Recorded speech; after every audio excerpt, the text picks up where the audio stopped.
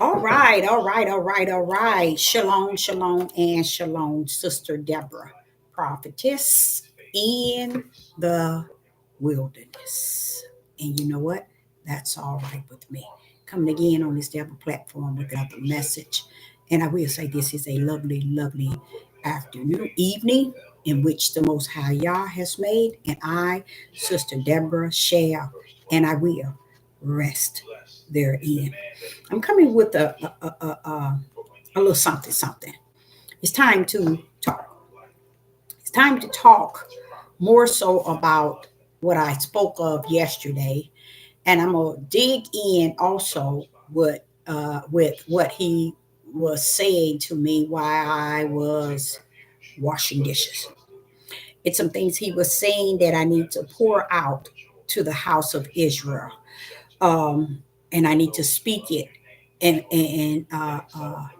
before I am off the live chat. The Father has a word for Israel.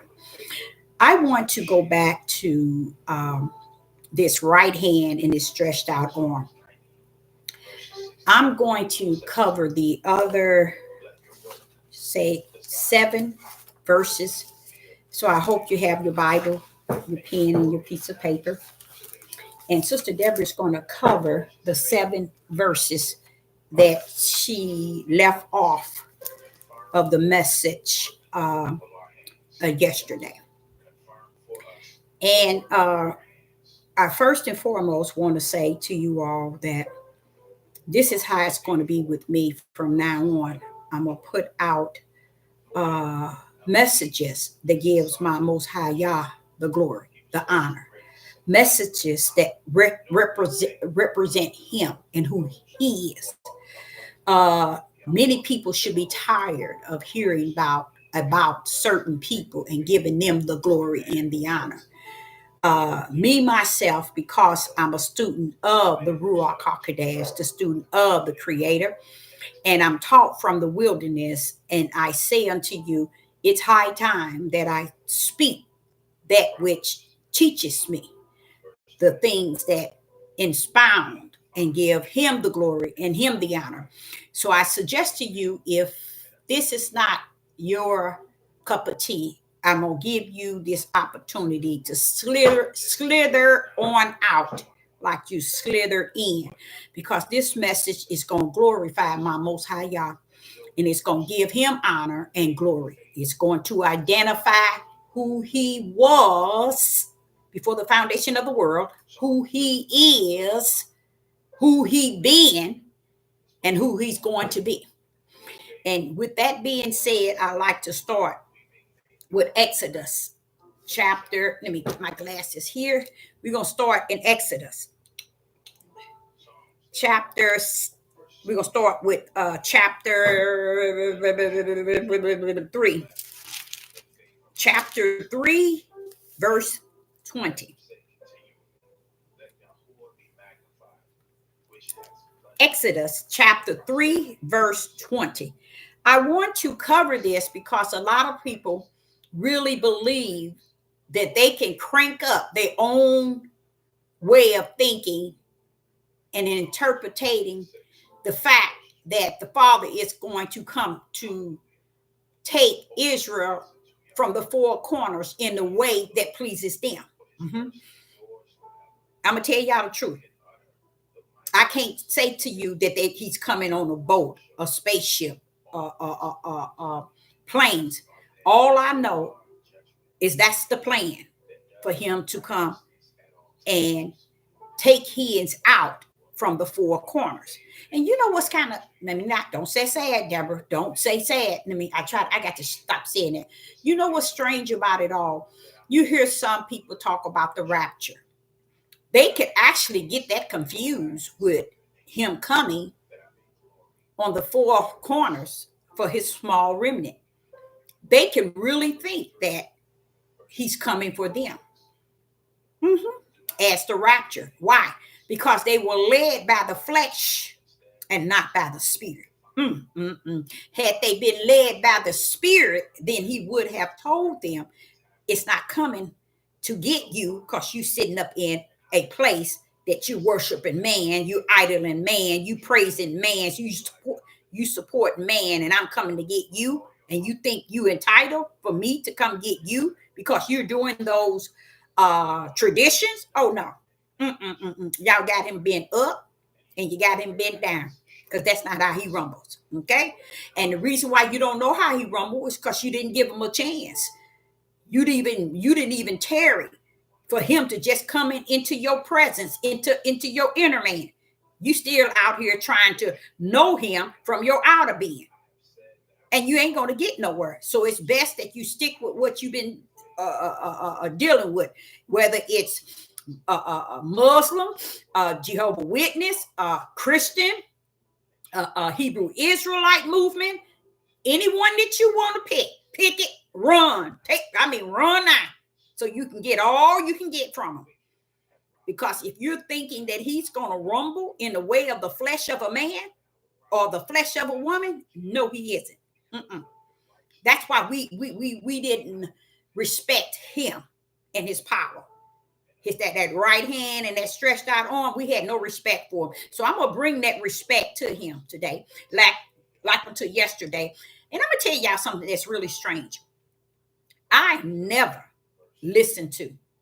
I never. Now I ain't gonna say never. Let me stop.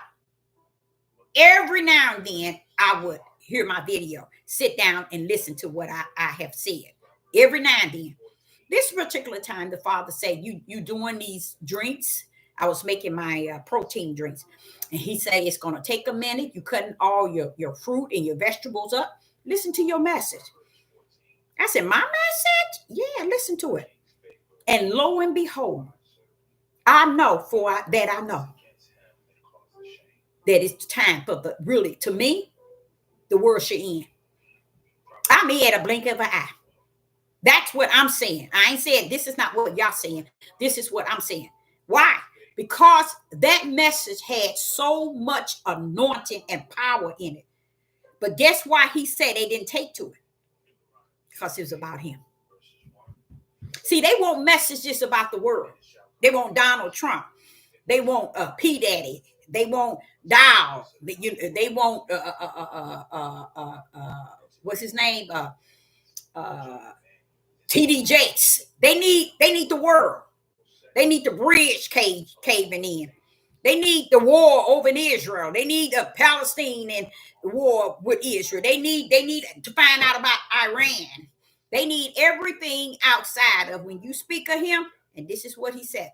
He said, I want you to go back and you see where you gave me the glory last week.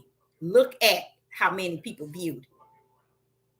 And I was like looking at, I said, I'm sorry. He said, what did I tell you about that?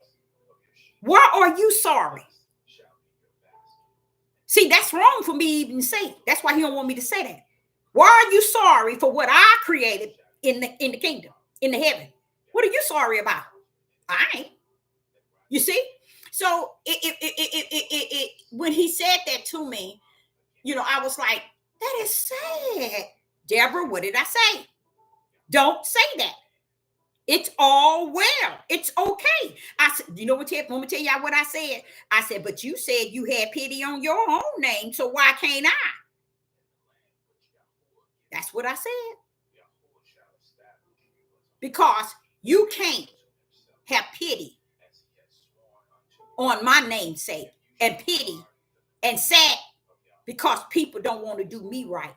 He said, because first you must understand this is how they done me wrong from the beginning. So in Genesis 1, 2, and 3, they didn't switch everything I said. They didn't turn left, right, up, down, light, dark. They didn't mess with everything I created and spoke in the form of what I wanted them to see as far as righteous. And they turned to unrighteous and made everything the unrighteous way of the flesh, for the flesh. So this thing didn't start today, baby.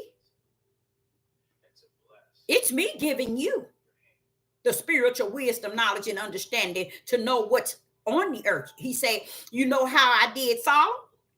Solomon asked for it and I gave it to him. Well, I'm giving it to you and you ain't asked for it. And I'm like, is that why I'm in the wilderness? Yes. So you will know what you're dealing with and what I have already dealt with. So you ain't got no reason to be sad, Deborah. I can't help but say that because it's like, it's something wrong with the picture. He said, because when you speak of me, they don't want to hear that. They don't, because they don't want to give no glory to me. They don't want to get no honor. They don't want to get, what he say? They don't want to exalt me. They don't want to praise me. And if you go talking about me, that's the last thing they want to hear. They rather hear everything going on in the world than to hear anything about the one that created them. They don't want to hear it, Deborah. So he said, I need you to put your video on your phone and just listen to it. And I was obedient. And I did. I listened to the whole thing. But when I listened to it, you all, I found so much anointing and power in what I was saying. It was so much anointing and power in what I was saying. And then that's when he poured out to me that you need to tell them what is about to happen. So I'm going to share that with you as well. But I didn't want to hear my video. That was the Most High God said, I want you to hear what you said. I want you to listen to it. And as I listened to that video live yesterday, you guys, it is so much anointing and power in it. He said, you see, you giving me glory. You giving me honor. You giving me praise. You exalting me. And they don't want to hear that. You see? And it made, oh, y'all, woo, boy. When Sister Deborah going to tell you right now, if you don't want to hear it, you can go on slither out as you slither in, because I'm finna throw down with giving my Father more glory and more honor. I'm finna give his power what's due it. If I'm going to, he created me a lane to run in, you best bet I'm going to run in it, but I'm going to run in it, giving him glory and honor while I'm running. There's no need in being on this earth, magnifying everything, glorifying and praising ourselves. We got so much pride and boast. We got so much self-centered and self-motivated. And there's so many, if it's a word really called narcissist, most people are. They caught up in themselves. Did you know that I even took that word and I dissected to find out, was I a narcissist? I really did. And guess what, y'all? I don't come nowhere near it. But what did I do? I brought it between me and the word itself to define, to see, wait a minute, am I that? Can I be that? I'm no different than nobody else. Maybe I'm one too. One of the number one is you all about yourself. And the Father, no, I ain't never been that since I was a little girl. I have always been about somebody else all my life, to the point where I was in high school, young freshman, even before I went to high school. My mother said, if your head wasn't screwed on, you'll give it away, because that was my whole spirit, y'all. Never been about myself. Never been about, even to the point where my mom and my sister was getting ready to fight, because I couldn't have been no more than five or six. And I remember this just as clear. And if I were to bring that up to my mother's mouth might drop wide open. Because you know what she'd say? You remember. Yes, Mama, I remember. I was over there, and Sammy, which is my mother's youngest sister, she said, Booby, I want you to come in here and look at these dresses I bought. And I remember it was 8 dresses, brand new, beautiful little dresses. And she bought them for me, and she had them on the bed. And I was so happy. And I was so happy. So my mother came in because she heard me and my aunt talking, and me so happy. And my mother said, oh, those are so nice. You know, those are really nice. And she said, yeah, I had to get Booby something, because Booby you never buy Booby anything. What? She said that for my mother and her was getting ready to fight, all because my aunt told her, you never buy Booby anything. But that has been my life. And it never bothered me. Do y'all know that? You know how a lot of people say, when I wasn't treated right, like they did this and they did, mine did me. But you know what? I kept it going, because it was something about the unseen God that I believed in. As 4 years old going up, I was more caught up in this individual who I couldn't see, but yet I believed as a child that he exists. So all the things that they did that made me the how would I say it? I can't say the what's that black box? Not that whatever that word was. They got the one in the family. They couldn't even say that, because with me, I was always about what can I do for somebody else. My whole life has been like that, y'all. To the point I have even European women when we all are talking. They say, well, Miss Deborah, you need to learn to do for yourself. Baby, if you don't take care of yourself, ain't nobody going to take care of you. And they are so, not just the heathen, but Gentile women tell me that. They are so right. But see, they didn't get it. I got 6 children and a husband. I ain't got time to be about myself. But I wasn't like that even when I didn't have no kids. It's just who I was. You see what I'm saying? So I remember my mom and my sister getting ready. My mom and her sister getting ready to fight because her sister told her, "You don't never buy Booby anything. You only give her they hand me downs." My mother and her was getting ready to fight. My mother went in there. I'll never forget it. She broke this Pepsi bottle and went after her sister. And my daddy went after my mother. Y'all, I remember it all because of me. And it don't bother me at all. But I can still tell you as if it was yesterday. But when I said to you, it never bothered me. You know what, you guys? Honestly, it didn't. It was never something that broke me or bent me up or bent me down and say, "Oh, they did me like they did it." But you think I put it to the hold on what they did? No. Do y'all know why? I knew that I was better than them. How did you know that? Everybody tell them in front of them. Booby can do this. Booby can do this. Oh, ain't nothing she can do. Oh, Booby can do this. Booby can do this. Where's Booby? Where's Booby? Booby this, Booby that. Oh, they didn't like that, y'all.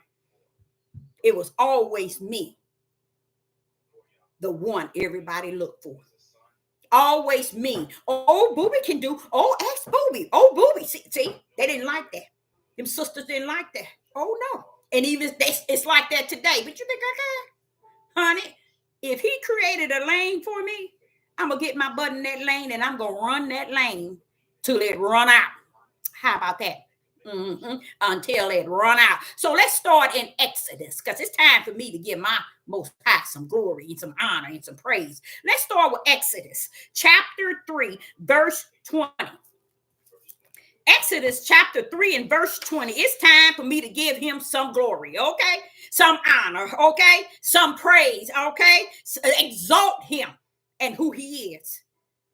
Because when he told me to listen to my video, it's no way I would have went back and listened to that video. But because he spoke to my spirit, Debbie, you need to hear what you said yesterday. I couldn't even believe I was saying all that. I said, I couldn't have said it without you. And I just tell you right now, he's entitled to glory and honor.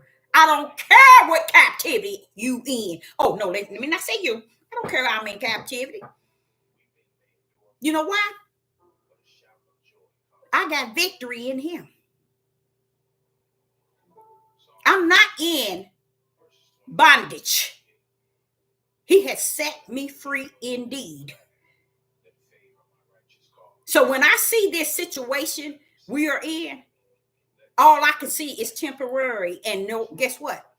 I look at the fact, wait a minute, that right hand get me out here anytime, can't it? When you know about that right hand and you know about that stretched out arm, I sit here, I said, well, I know that right hand can pull up. See, where I'm at, it ain't bad to me. You know why? When I know that right hand at any time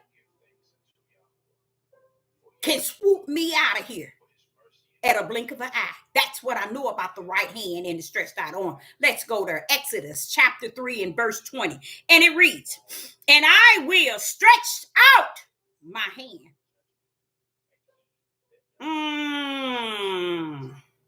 I will stretch out my hand and smite Egypt with all my wonders. Watch this here. Which I will do in the midst thereof. And after that, he will let you go. He's telling this to Moses. After I smit Egypt with that right hand, with all my wonders, which I would do in the midst thereof, and after that, he will let you go. Hallelujah. Praise the mighty Yah. The thing about it, because I'm a student of the Ruach and I learned from the wilderness, I got a question to ask you. Would he have let Moses go if you hadn't put that right hand on him? Sure he would have, Deborah. He loved Moses. I thought so. We're going to go on in there. You're going to find out something. So here you hear the father telling Moses that he's going to smite Egypt and he's going to bring all my wonders. Listen to what he said. I like that. All my wonders. Let's say that again. All my wonders. Wait a minute. Hold up, Father Yah. Hold up, Father Yah. Hold up. Is them same wonders that's coming in Revelation? Sure it is, Deborah. Wait a minute. Is them wonders and signs? It's the same power that was what? The Son of Man, Yeshua? Yes, it was, Deborah. See, this is where they missed it. Because they didn't know who the power was. You know why? They didn't even know. They don't know. Do you all know? 99.9 don't know what the hand and the stretched out arm nor the right hand is. They don't know. It's Christ, y'all, which in Hebrew, Hamashiach. That's who Yeshua had with him, the Son of Yah. See? And they missed it. I'm going to tell you something else they missed, but let's finish this. So I want to show you how the Most High is already telling Moses, look, Moses, I'm going to do some wonders. I'm going to smite them, and I'm going to bring out my wonders. Y'all, those same wonders coming in, just stepped into Revelation. Oh, yeah. Oh, yeah. He pulling up. How's he doing that? That's that right hand I was telling y'all about. See, that's why I say you're ignorant. And I shouldn't say that word because that's too of an easy word. You're lost with the cause and without one. Because why he's not getting glory and honor because you feel ain't entitled to anything until you think he's supposed to do what you tell him to do. Stay there right where you at a little while longer. See how far you get. So let's go to Exodus chapter 6 and verse 6. What I'm doing is trying to bring forth some understanding to this right hand and this stretched out arm, which is what the world called Christ, which is Hamashiach, which is the beloved, the only begotten, which is the Son of God. That's who this right hand is. It's called Yah's power. That's on the right hand side. Not the right hand side, but it's on his right hand. That's his power. So now we're in Exodus chapter 6, verse 6. Wherefore, say unto the children of Israel, I am. I am Yah. And I will bring you out from under the burdens of Egypt. Shun, the Egyptian. And I would rid you out of their bondage. And I will redeem you out with a what? Anybody know what he's saying? What is it? How he's going to do it? He's going to redeem you out. He's going to redeem you with a what? Somebody say something. He's going to redeem you with a what? He's going to redeem you with a stretched out arm and with great judgments. You see? Letting you know I'm going to be throwing down, y'all. You see? And he's sitting here saying these things. And did you know the house of Israel could give a rat's behind? They never knew all the things he was going to do to Pharaoh was only for them to see him do it for them. Oh, Father, I'm in trouble. I know I'm in trouble. I'm in trouble. I know I'm in trouble.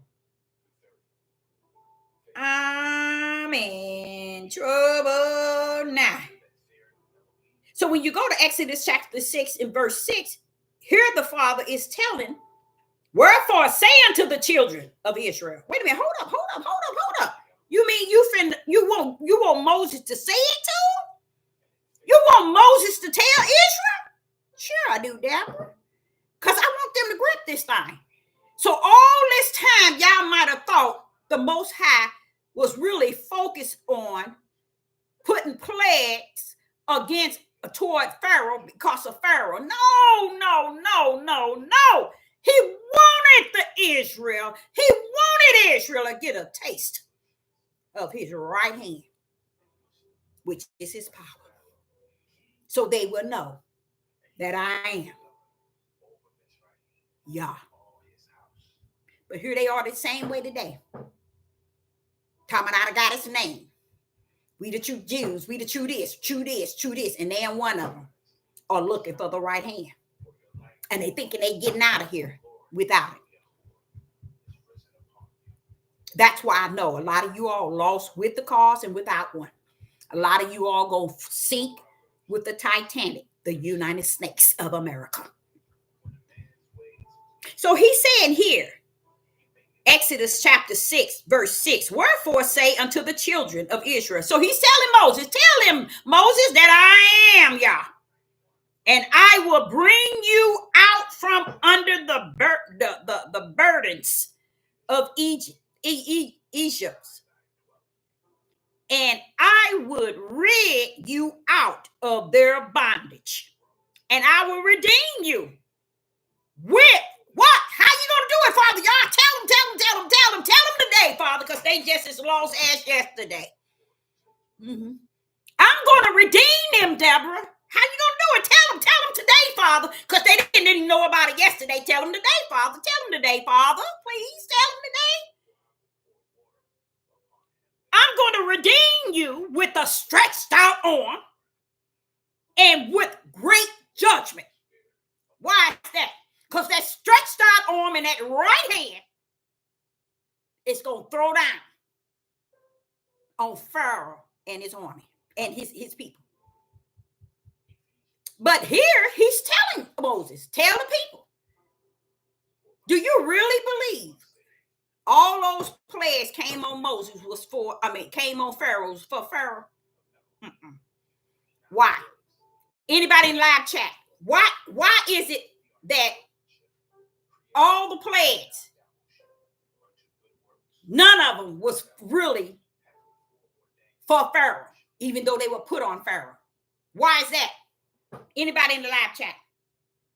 Can anybody answer that? Why is it that the plagues really wasn't for Pharaoh? Yah judged them and put them on Pharaoh, but why did he do that? What was the purpose? Anybody know in the live chat? Nope, not his will. Anybody know?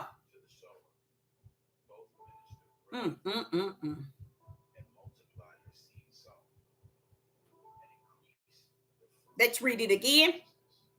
Exodus chapter 6, verse 6. Wherefore say unto the children of Israel. So now Moses is saying to the Israel, I am the Lord, which is Yah. And I will bring you out from under the bondage of Egypt. And I will rid you out of their bondage, and I will redeem you with a stretched out arm and with great judgment. Oh, somebody say something. You are exactly right. All he wanted was Israel to know him as Yah and his power. Pretty much the I am, the one that came and heard their cry, came off the throne. Because he heard their cries. Their cries went to the what? The heaven. He gets up, go down with the right hand. You see? And he wanted them to see his power. To see his power. How do we know it was about them seeing his power? How will we know that it was about Israel seeing the Most High's power? Anybody know? Why was it important for us to understand? And y'all, this is same way today. Same way today. Only thing, it's a little bit different today, y'all, because he ain't playing. He ain't playing. He brought all their tails out, left some of them in the wilderness, and took the other ones to the promised land. But let me tell you, this time, he ain't playing with you, baby. This is real. This is different than the first time. See, everybody keep on wrapping the first one with the first Exodus, with the second one. Use a lie. It ain't gonna be the same. Great big difference. He called his out in numbers already. He called it a small remnant. Okay? But when he brought them out, he just brought their tails all out. The reason why we can actually say that the plagues that the Father put on Pharaoh was for Israel to know him and his power, because he had to harden Pharaoh's heart so that he would not let the people go. Well, what you do that for? That I'm trying to show these people who I am, because they ain't got sense enough to see me. So I got to put the plagues on Pharaoh. I got to harden Pharaoh's heart, because these people here, Deborah, these people here, it's like they are today: stiff-necked, rebellion, and disobedient. They so worldly matter. They so self-centered. They got that pride. Woo! I learned that today on the people on the house of Israel. The pride has reached the heavens, y'all. In case y'all didn't know that. Yes, it makes sense. And that's how it is today. Sister, that is how it is today. He wants us to have some sort of understanding of why you where you at.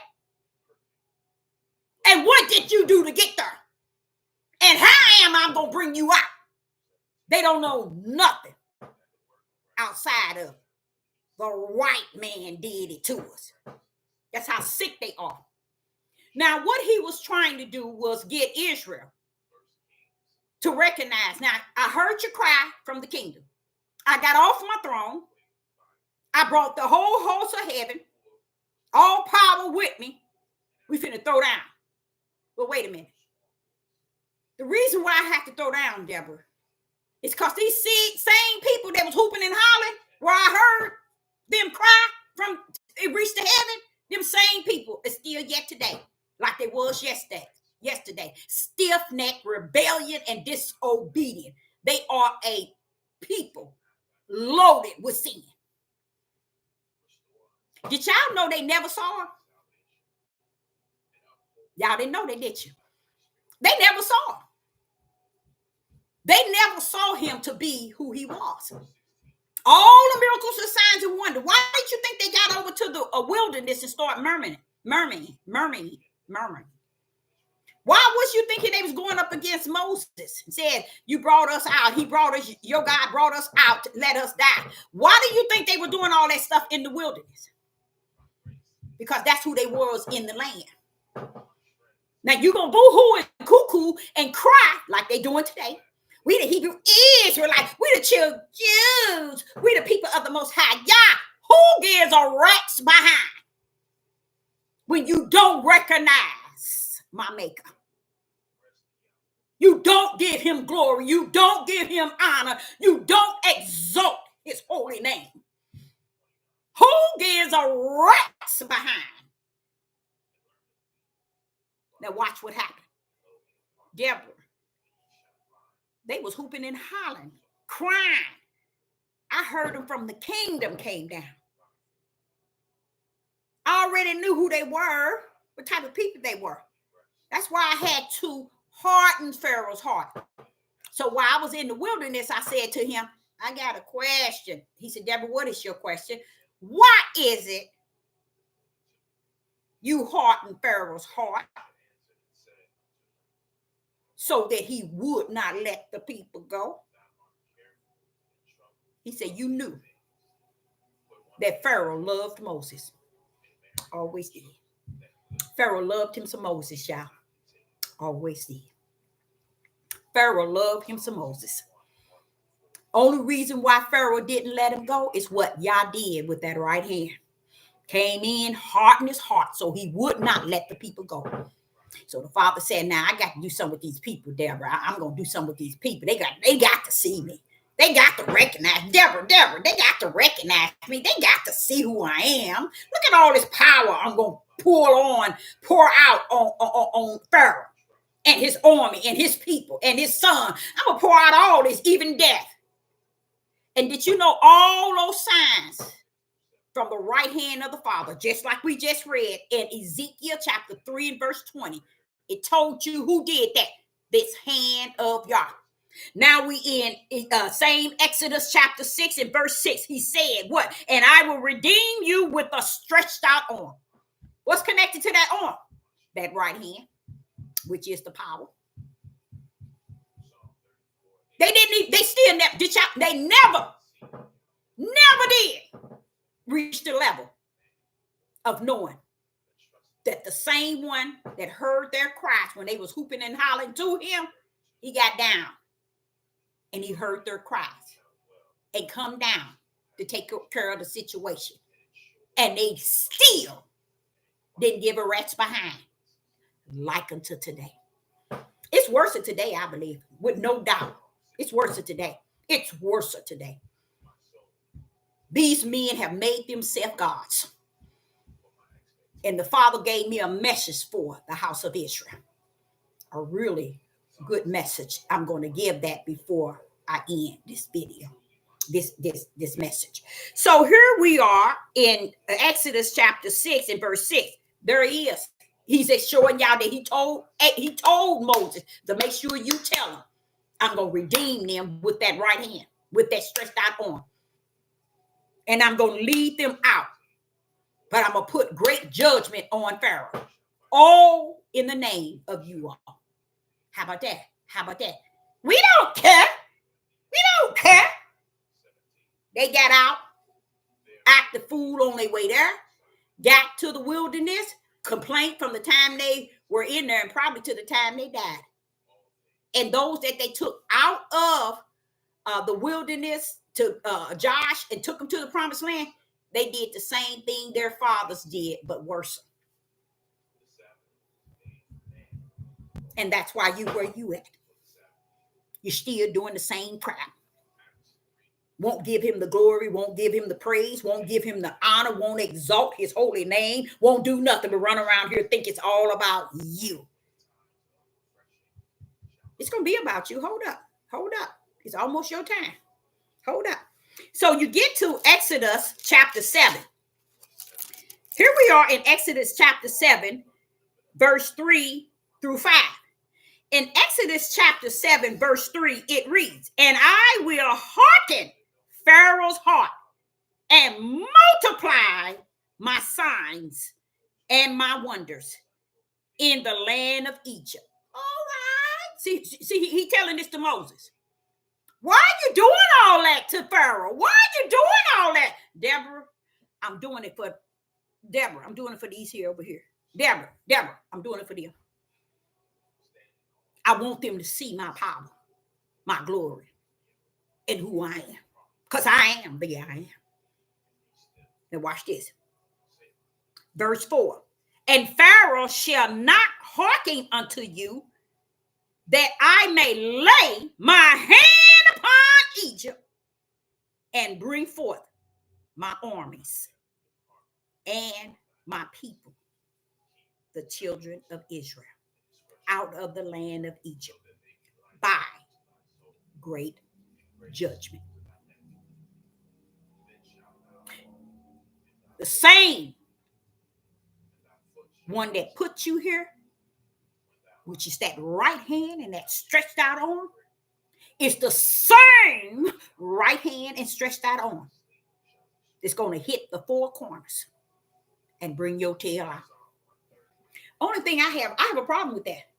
But it ain't nothing I can do about it because I got a problem. Let me tell you, Father, y'all, I just can't see it. But it ain't for me to see.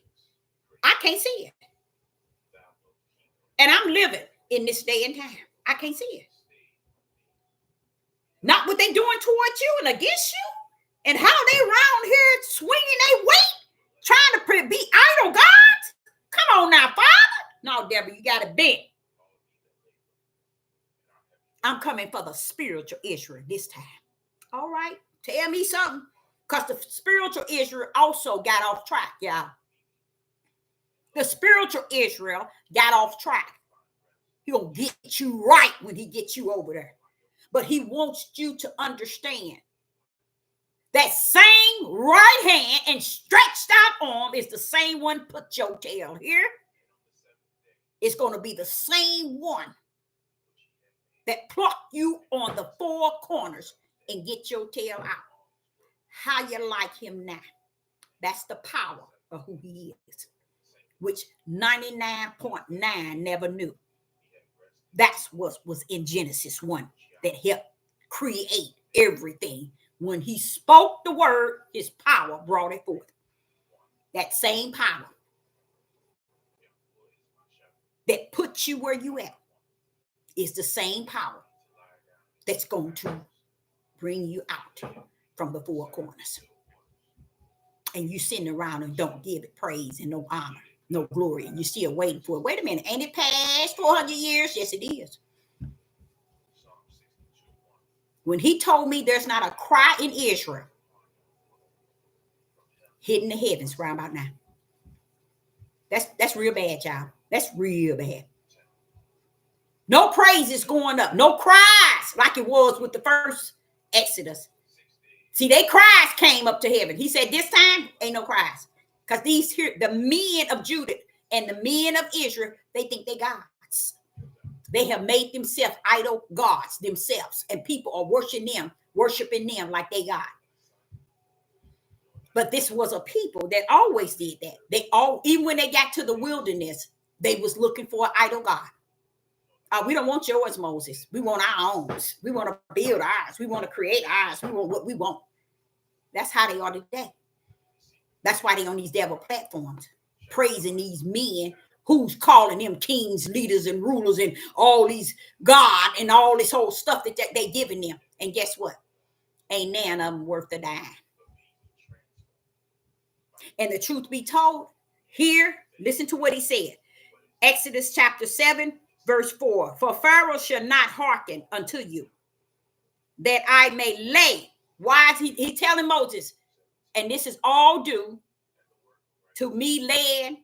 He said, that I may lay my hand upon Egypt and bring forth my armies and my people, the children of Israel, out of the land of Egypt by great judgment. That hand, y'all. That hand did all that.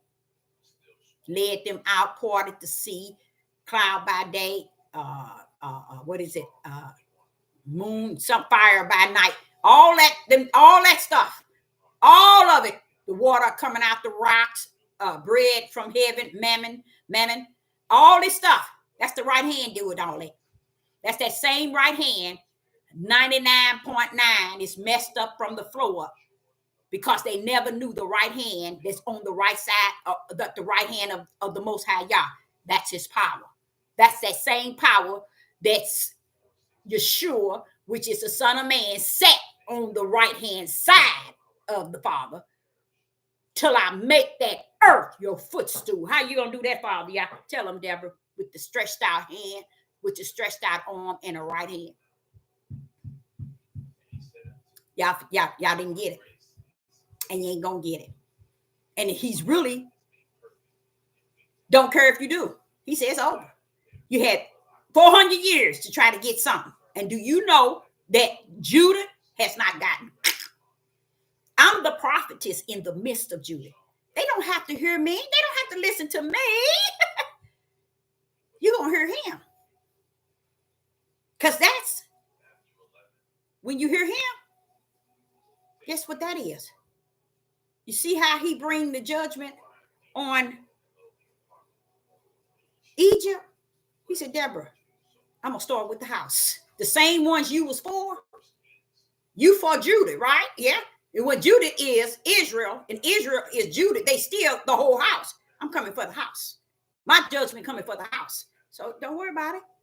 Don't even get tied up and tied down with it. They doing what they do best.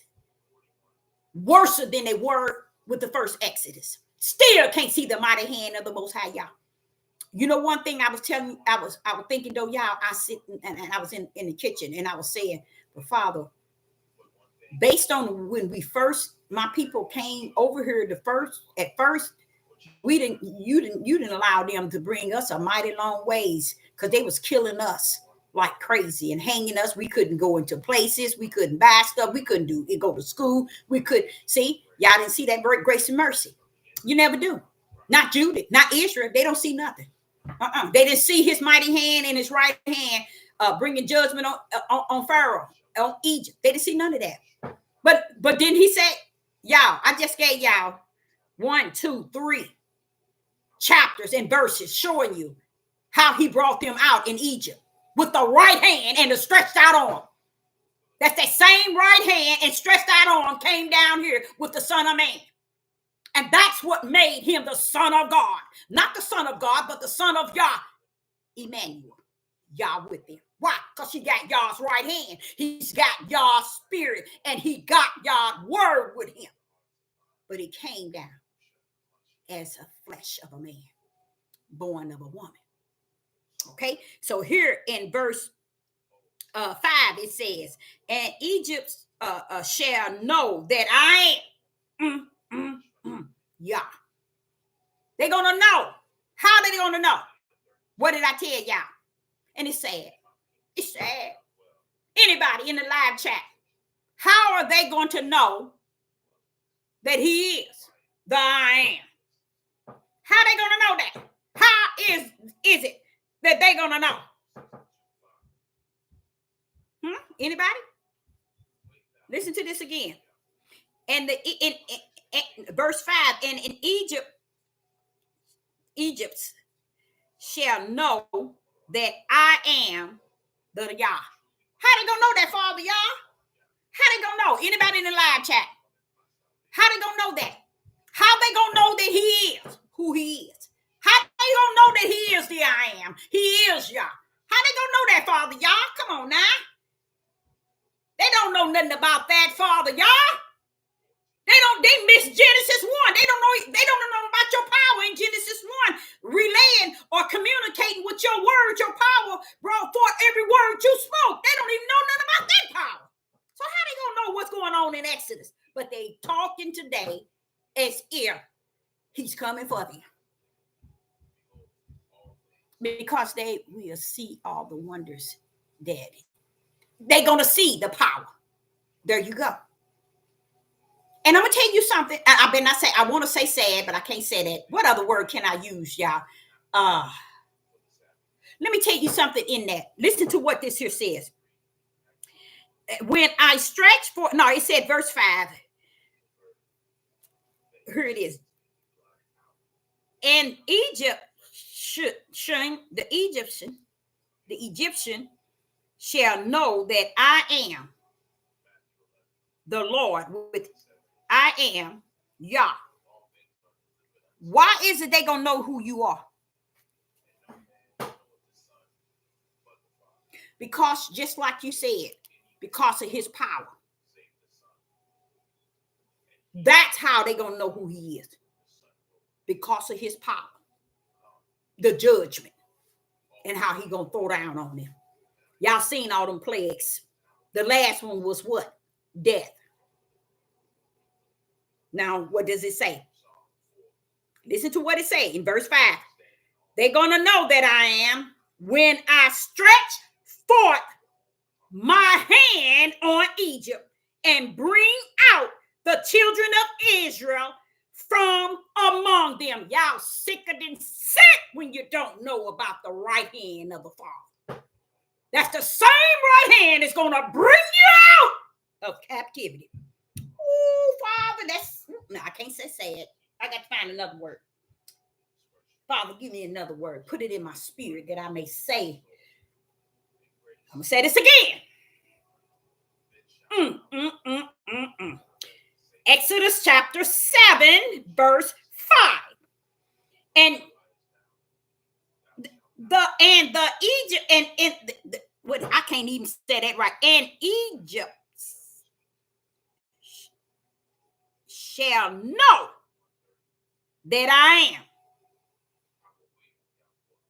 Yah.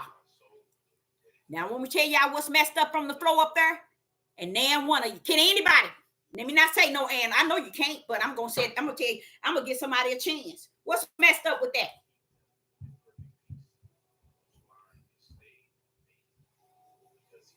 What's messed up with that, y'all? That's all messed up. That's messed up from what you call the flow up. That's all messed up. That's some crazy stuff right there. Let me read it again. See if you get it. Verse 5, Exodus chapter 7, verse 5. And the Egypt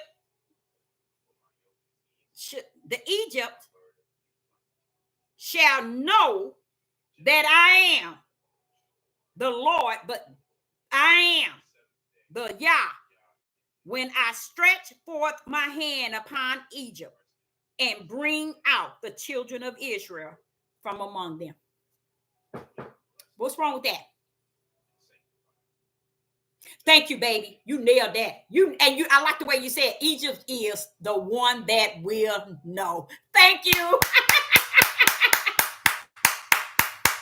And you wonder what's wrong with the monsters. What's wrong with Israel? You get the point I'm saying? Do you get the point that I'm saying when I tell you all the Father is letting the judgment come upon Israel right here and now? Their nakedness finna spread this earth.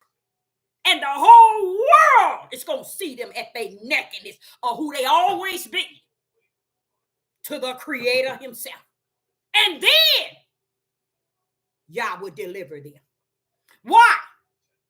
Because see, they thinking, I'm not, these people used to say this, my next door neighbor, Deborah, they act like they mess don't stink. You know, the crap when you go to the toilet, that's when a person don't think they stuff stink. And I think Israel don't think that they crap stink. And not only do it stink, it smell worse than 20 million dead people. It stunk. Now, you go back to here. You see, Yah is focusing on Egypt knowing that I am. And I'm like, wait a minute, Father, wait a minute, something wrong with that.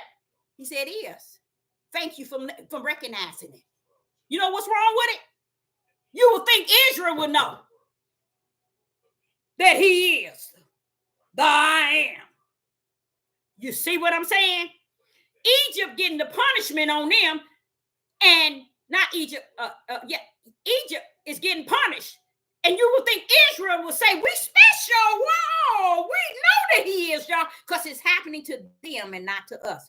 That's how sick you are today. And that's why the judgment got to come to the house first. It ain't coming to the heathens, Gentiles, and all of them. It's coming to you.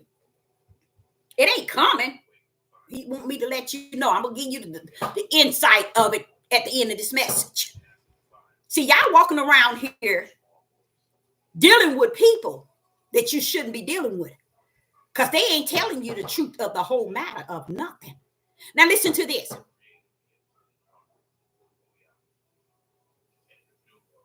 When I see this, I saw him harden Pharaoh's heart. Wait a minute, because this is what I said in the class. Why are you hardening his heart and you telling Moses and Aaron to go down there and tell them let him go? Why are you hardening his heart? See, he had to break stuff down to me because I ain't got no sense. But he break it down to me in the spirit realm. And once you get it in the spirit realm, your flesh got to bow down. And I'm like saying, he said, go back and read it. Israel never paid any attention to the Most High Yah and everything he done for them.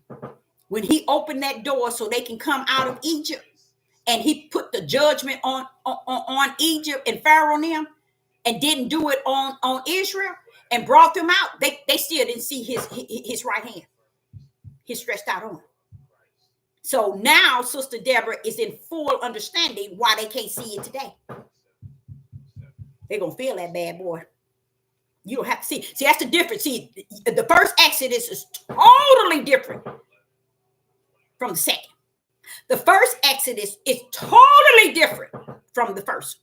The first Exodus cried out to a higher power. The Father said, these people today, they worse than their forefathers. They ain't crying out nothing because they think that they are Yah. They think they are a God. And when they think that, what is that? You're an idol God. And they are idling these men, trying to put them on the highest pedestal that's going to make them feel that they something that they are not. So what happens? Here it is. He's showing me a prime example of really how powerful and ugly they are today from yesterday.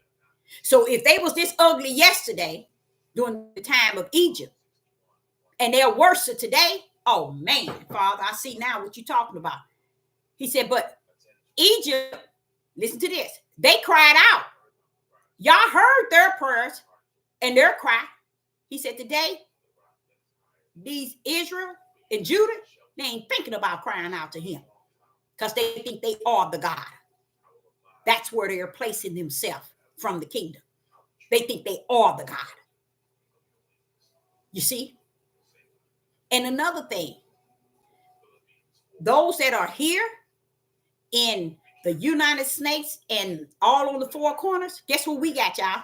We got something way greater than what they had back then. We got the Ruach. Let me tell you, yes, what else we got? We got something greater than the power. You see? You know, we got the wisdom, the knowledge, and the understanding in the Ruach. Now he lives in us. He wasn't living in them. Y'all, we got so much greater today. And you think for 1 minute he need to bow down to y'all. Y'all got some sick issue. If you think the Most High is supposed to bow down to you and look at you talking about I'm a true Hebrew Israelite. We are Abraham, Isaac, and Jacob. We are the true Jews. You are the true fools. And don't know it. That is crazy, y'all. And this makes me realize that the way that they came out is going to be totally different than the way he's going to bring these out. You ain't coming out in your right mind. You ain't coming out in your right place in health or anything. But when you go on that journey to get out, many of you going to fall by the wayside. Many. Because only the remnant is going to make it to holy on Mount Zion. Only the remnant. So you go on and think. And this is what everybody is teaching y'all. And that's why if you say Israel is 100%, you ain't got no more than 8% of that 100 that knows that he's got a second Exodus. 800%. The other ones, they could care less about a second Exodus. They can care less about a Most High Yah. They can care less about anything. So those that come to the knowledge that he's coming, you would think they will get it right so that they can let their light shine and teach spirit and truth. So the other 92 can, no, they ain't doing that. They showing ugliness, hate, abomination, adultery, polygamy, all this stuff they doing here, y'all. All this stuff in the land of their captives.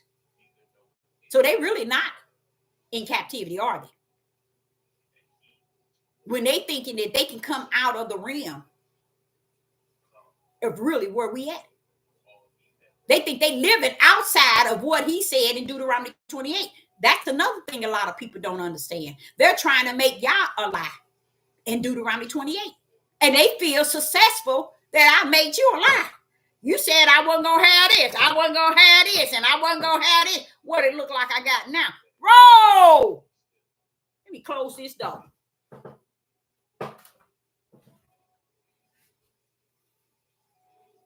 The judgment and stepped on the scene, and you sitting here thinking you got what you got. You know what? I'm gonna tell you something that's with the tribe of Judah men.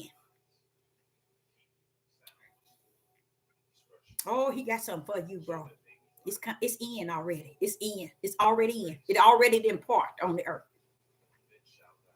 The Father was telling me as I was washing dishes about how these men really believe when they see another man prospering, building, and having. He said, Deborah, this is the sickness in Deuteronomy 28. I said, that I do know 100%. He said, that's the sickness. Because what they didn't understand is not now one of them out there got it by righteous. If you knew, Deborah, how they got what they got to build and to have what they have, it's not what these men is glorifying these men doing. He said, y'all sitting here trying to give them glory and tell them they doing the work. Ooh-wee. The Father said, you really think he doing the work? Not him, but many of them. You really think these camps doing the work? You really think these that got their land out here and got all this multitude of women and children and men out here, you really think they doing the work? Y'all say you so low. You're lower than low. You're almost reaching hell. Lake of fire. Because from heaven, he said, if only Deborah, they knew how these people got what they got. They did worse than United States, kill, steal, and destroy. He said, that's how Judah has gotten what they have gotten. And where they at? That's their kingdom. They better live it up. He said, that's their kingdom. Because they went up against what I said back in Deuteronomy 28. And they buffed on all of the Israelites and all of the melanated people. Judah do. They look what we got. We got this. We doing the work. Let me see what y'all doing. Y'all ain't doing nothing. We doing the work. Wait a minute. What did Deuteronomy 28 tell you? You ain't going to accomplish anything to the level that where you have conquered. So Satan gave you everything you need because he know you're going to go down with him.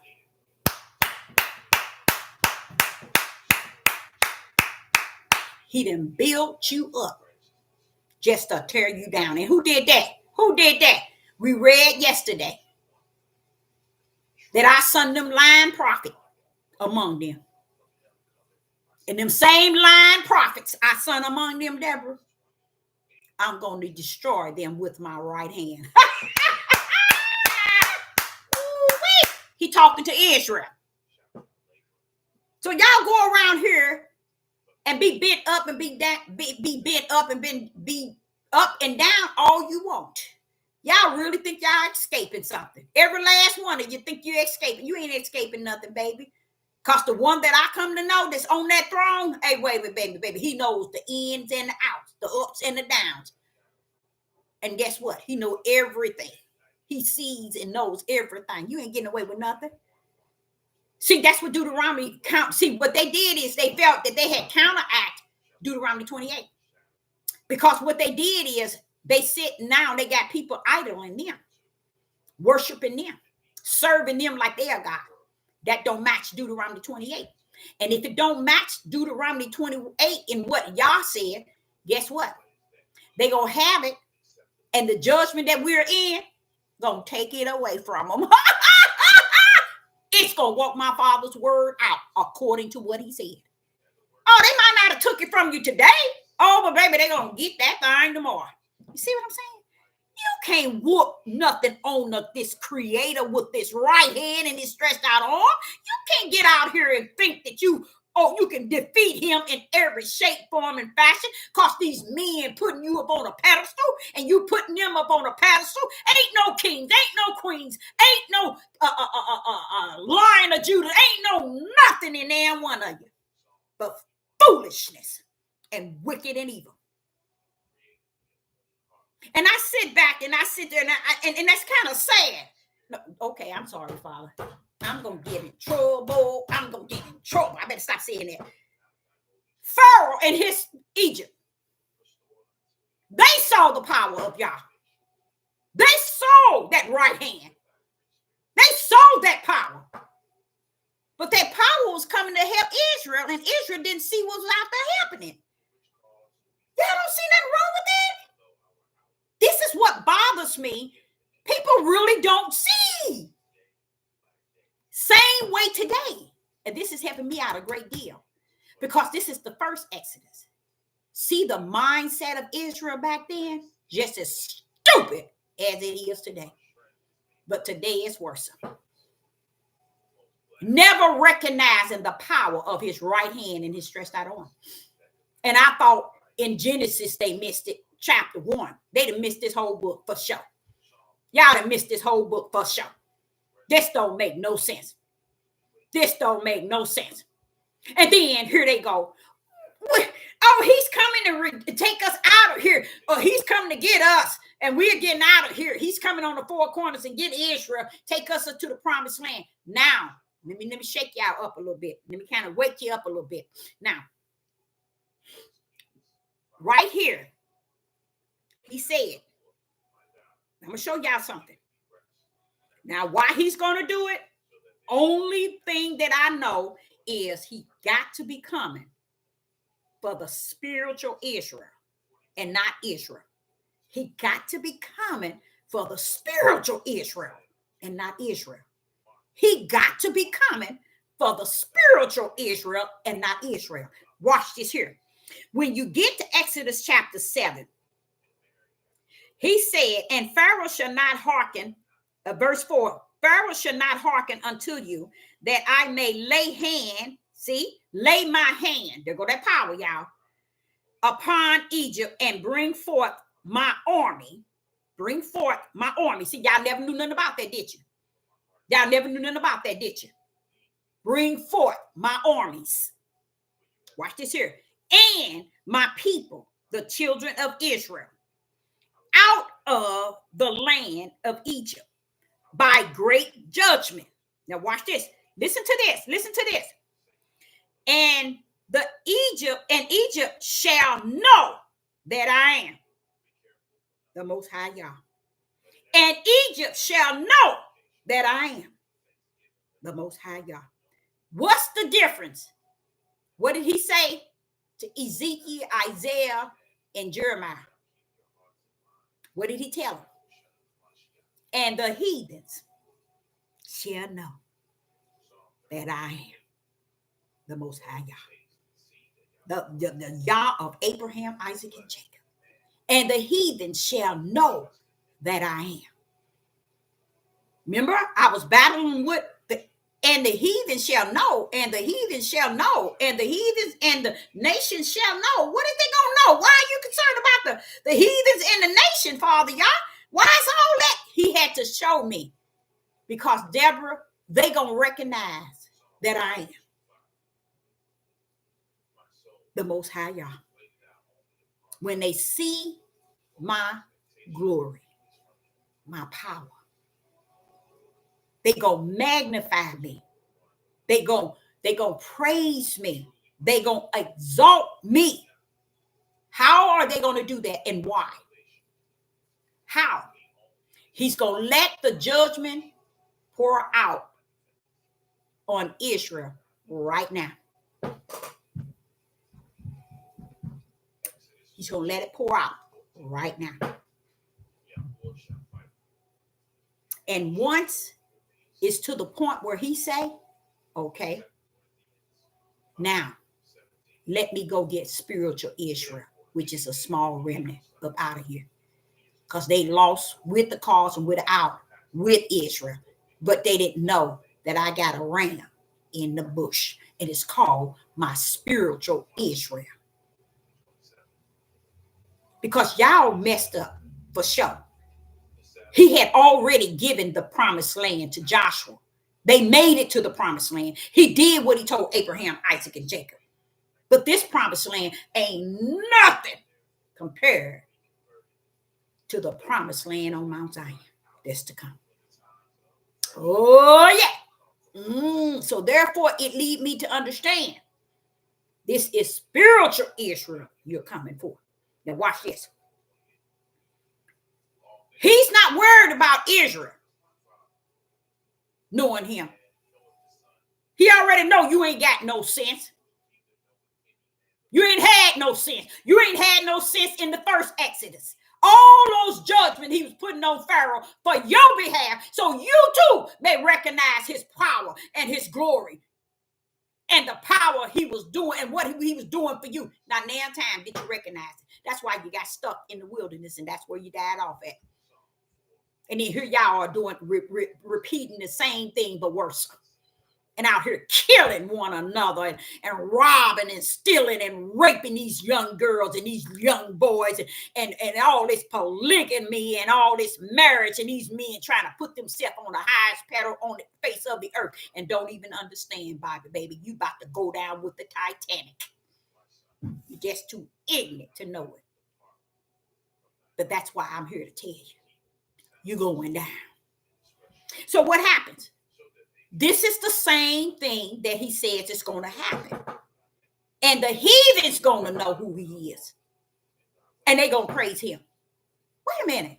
The heathens, yep. Guess who else, Deborah? The other nations. They're going to know who I am. And they're going to praise me. They're going to exalt my holy name. Why? Because I'm going to take old nasty Israel, which is still yet my spiritual Israel that got caught down here with the worldly Israel. I'm going to take their nasty tails up to Mount Zion, to the Holy Land, and I'm going to clean their tails up when they get there. And when the world see what I just done, they're going to do just like Pharaoh did when they saw my power. Pharaoh then knew that I am the Most High Yah. Pharaoh didn't know until he showed his power up. See, that's what y'all want. He need to kick y'all tails far up and down so you can see that power. And you know what? He said, Deborah, it's already written. It's already written. So you go on thinking you're getting away with something, trying to belittle women, and your tail gonna be stuck here at the Titanic. When they coming for you men, do you know the only one gonna have to be on your side is a woman? Thinking somebody's gonna come after all these women. No, they coming for you. I can tell you that. You think they packing for these women? No, they packing for you. Running around here want to belittle the ones that's gonna have to walk side by side with you in all this chaos. And you got your stupid tails out here trying to make this world see that you are a man. You's a fool.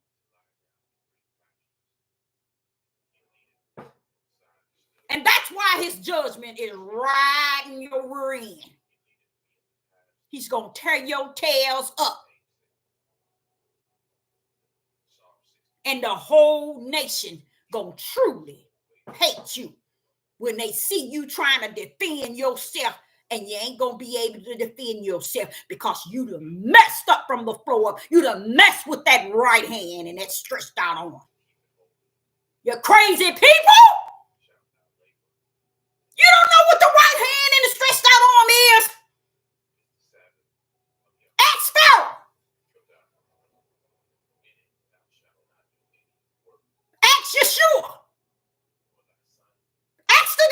else. Ask all the real prophets. Because we are only the one knows. Y'all don't know nothing. You don't hear nothing. You won't listen. No, you won't hear nothing. You won't do anything. But wait when that right hand and that stretched out arm pull up. We're going to see what you're going to do then. That's what he means when he says he's going to judge the house first. Because he know what you doing. He know ain't nobody doing nothing to you worse than what you doing to one another. Trying to build land and build and all this and that, and ain't got the worstest spirit on the face of the earth. And these men talking about when he doing the work. How is he doing the work if the spirit wicked and evil? P Daddy doing the work too. TD Jake doing the work too. How about that?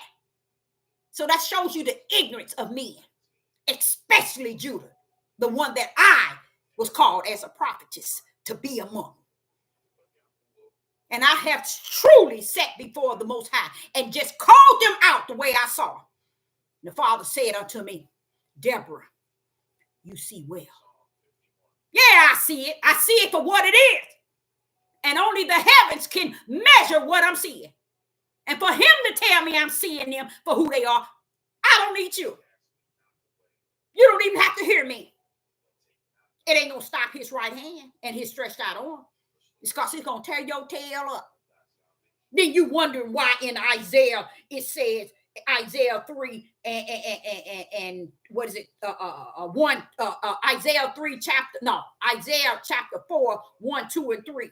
7 women to 1 man because you're going down. You're going to die, Judah. You're going down. That's the judgment. Right here on the earth. Now, did he do that to the first Exodus? No. He didn't come to Pharaoh, and before he came to Pharaoh, he judged the whole house of Israel, did he? But wait a minute, hold up, Father, what you talking about you going to do now? Why are you going to judge the whole house of Israel? Why are you going to judge the house? He said, Deborah, you by right. Tell them again, because they still didn't hear it. He didn't judge the house of Israel before he took them out of here. Let me say that again. He didn't judge the house of Israel before he took them from Pharaoh. He didn't judge the house of Israel before he brought them from bondage, redeemed them from Pharaoh. But he going to pull up at this time and he going to judge the house of Israel. Especially the tribe of Judah. And they thinking they going to escape something. Because they high-fiving one another. Oh, we men. We kings, we leaders, and you, baby, please. I sit back and I just hear different people calling themselves prophets, and they talking, and they don't even understand. You're entertaining one of y'all's elect angels down here. You're sitting here, and I'm in the midst hearing you, knowing who you are. You are the seed of the serpent because you ain't telling these people nothing that's founded in spirit and truth. You ain't giving these people no light or head up. You giving them the head down. And these people walking around here thinking they know A to Z and don't even know A. They stuck on A. Because just like we read Exodus, and Pharaoh in Egypt is going to know that I am. Why? Because he said, I'm going to show up and show out with this right hand and this stretched out arm with my power. Wait a minute, hold up. Or are you going to do that here? Or are you going to do that in the land of our captives to these people here? They didn't done us wrong. They didn't done this to us. They didn't done this like the Father in the kingdom who brought us here to have it done to us didn't do it. That's that same right hand. That same right hand. He just told you yesterday in the scriptures, I put prophets among them to deceive them. I told y'all that just so I can destroy them as well by the right hand. He put your tail here. And now one of you salute the fact that, okay, Father, we here for a reason because we disrespect you. We profane your name. We dishonor you. We need to be here. That's what y'all all should have been saying. But no, y'all got too pride. Your pride, your boast. You self-centered. A lot of you are narcissists. A lot of you. Because you don't see nothing wrong within yourself. And you think y'all wrong, but you're right. So this is why the heathens and the nations is going to know that he is the I am. When he take your nasty tails and take you, now he said he ain't going to clean you up until you get to the promised land, which is holy. Then he's going to clean you up. So where you going to be before then?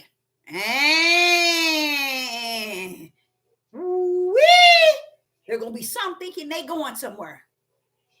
And they ain't going nowhere. You see what I'm saying? Well, hold up, Father, y'all. Hold up. That's not like the first Exodus. No, it's not. They too ignorant to study and wait for me, Deborah, to teach you. They go into the book and they so their heads are so swollen that these men, the moment they get the Bible and they start reading, they think they got the key. I ain't give they tails no keys. The first time I got on here 5.5 years ago, I was acting a fool, telling these brothers, open the door. Because my stupid self felt, hey, these men, these women, y'all come on now, pull up with your key. You ain't got the key? Dude, y'all, I had to close my page because it wasn't one on this devil platform can open the door. Until the Father told me, when he told me this, I said, okay, I'm out of here. These people feeding these people a bunch of trash. Now one of them got keys. They don't have keys today. They got your mouth, your subscriber and your like, your praise and your financial support. Boasting them. But y'all didn't know. Y'all said anybody that support them, guess what? They didn't already walk through the broad gate with them. Y'all didn't know that, did you? And that's why I say this dial, everybody there, male and female. When he destroyed Lot, did he pull the women and children out? And those who weren't involved in it? No. When he had in the world, did he get it? Was it one run up to the ark to get out the rain? No. Anything he have done, women, you got to go down with the ship when you done rode on the ship for too long. And you didn't switch the ship and go on the ship where the Most High yacht is. So you rode that one all the way to the end. That's where you gonna end up. So that same ticket, that individual you done rode with, you and him going down together. Either you, one thing about it, when we stand for the mighty at the mighty throne for judgment, it ain't gonna be mama, daddy, sister, brother, husband, wife, daughter, son, grandma, granddaddy, nobody on your side come judgment. And guess what else ain't gonna be there? It ain't gonna be no mercy. No mercy. No mercy, none whatsoever. So go on, play. And see what like I said to the Father, I said, Father, what it is, they think they got a bridge they're gonna cross. The Father want me to tell you there ain't gonna be no bridge for you to cross. It's just not gonna be. Because everybody really thinking, oh, when we'll cross that bridge when we get there. Oh, no. You finna see a bridge, baby. You finna see a bridge. Because the whole house is right now being judged by the Most High Yah. Not yesterday and last week. He's been out. But you're going to feel that thing. It's going to be beyond what you see. What did Deuteronomy 28 say? At the sight of your eyes and what you shall see, you're going to go mad. That's what Deuteronomy 28 says. The end game, it tells you that 3 times. At the sight of what you shall see, you shall go mad. At the sight of what you're going to see. 3 times. So if you think that judgment is something to play with, you go right ahead. And you think you holier than thou, and you all upright and just, and you got all what it takes, and you're ready. You finna see. You finna be tried by that fire. That's what needs to be done to you. Let that fire hit them, Father. And let's see which one they represent. See really who they are. When that fire hits your tail and you be judged, that means something come up on you that's out of this world. It's going to tell, and it's going to identify really who you are to yourself first and foremost, and to everybody else around you. So y'all run around here and play this game with these people. This is the time where anybody y'all see doing anything unjust, unrighteous, not representing the Most High, y'all chop their tails down. Don't give them the glory. These men are giving touch tagging with each other, no matter what wrong they doing. They touch tagging and agreeing with one another. They can see a man raping 20 million babies, and they don't care. They shouldn't be talking about him. He's not proven guilty until he's innocent, until proven guilty. Wait a minute. If he had 23 kids, at least he done it to one. He done it to all of them. What the rats behind you talking about? You see what I'm saying? But these men, they're touch tagging. And this what's his name? Priest, whatever his name, he said something that made a lot of sense. He said a reason why a lot of these men go along with a lot of things men are doing is because they're doing it too. I agree with that 100%.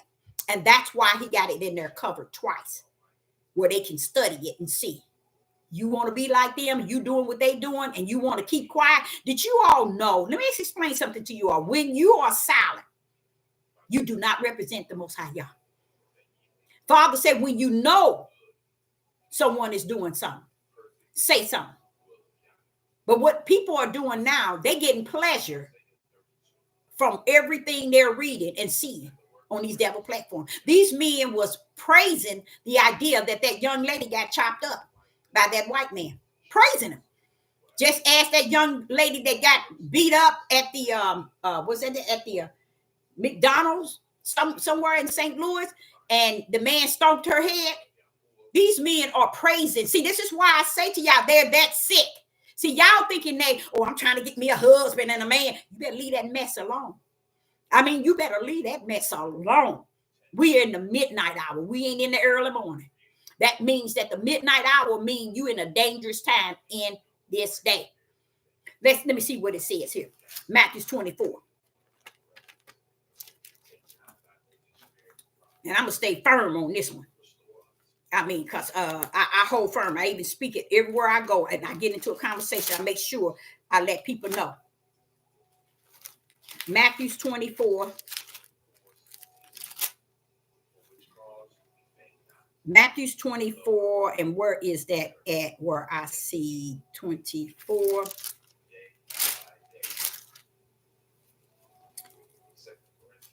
In verse 8.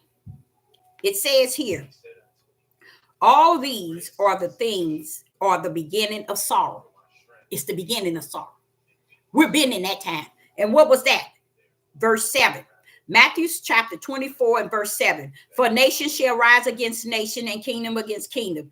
And there shall be famine, pestilence, and earthquakes in diverse places. All these are the beginning of sorrow. Verse 9. Then shall they deliver you up to be afflicted, and shall kill you. I sit back and look at that. And shall kill you. Hold up, Father, y'all. What you talking about? Wait a minute. Hold up. Hold up, Father, y'all. Kill you? Wait a minute. Who you talking about? The house of Israel. See, I'm not expounding. I ain't going to keep begging these people. These people are doing more wickedness than anybody on the face of the earth. First thing they said, oh, but the heathens doing it. And all the heathens was born to do that. You was placed under his name since the beginning of time. Back in Genesis. And you doing worse than they are. Well, why would you say we doing worse? You guys. Their population, they are in great numbers. They can kill a good million of them and they gonna still have numbers. You kill a million of you go in your own community and kill up a million, you gonna hurt somewhere. Your nation gonna hurt. He said that's the sick mind of Judah.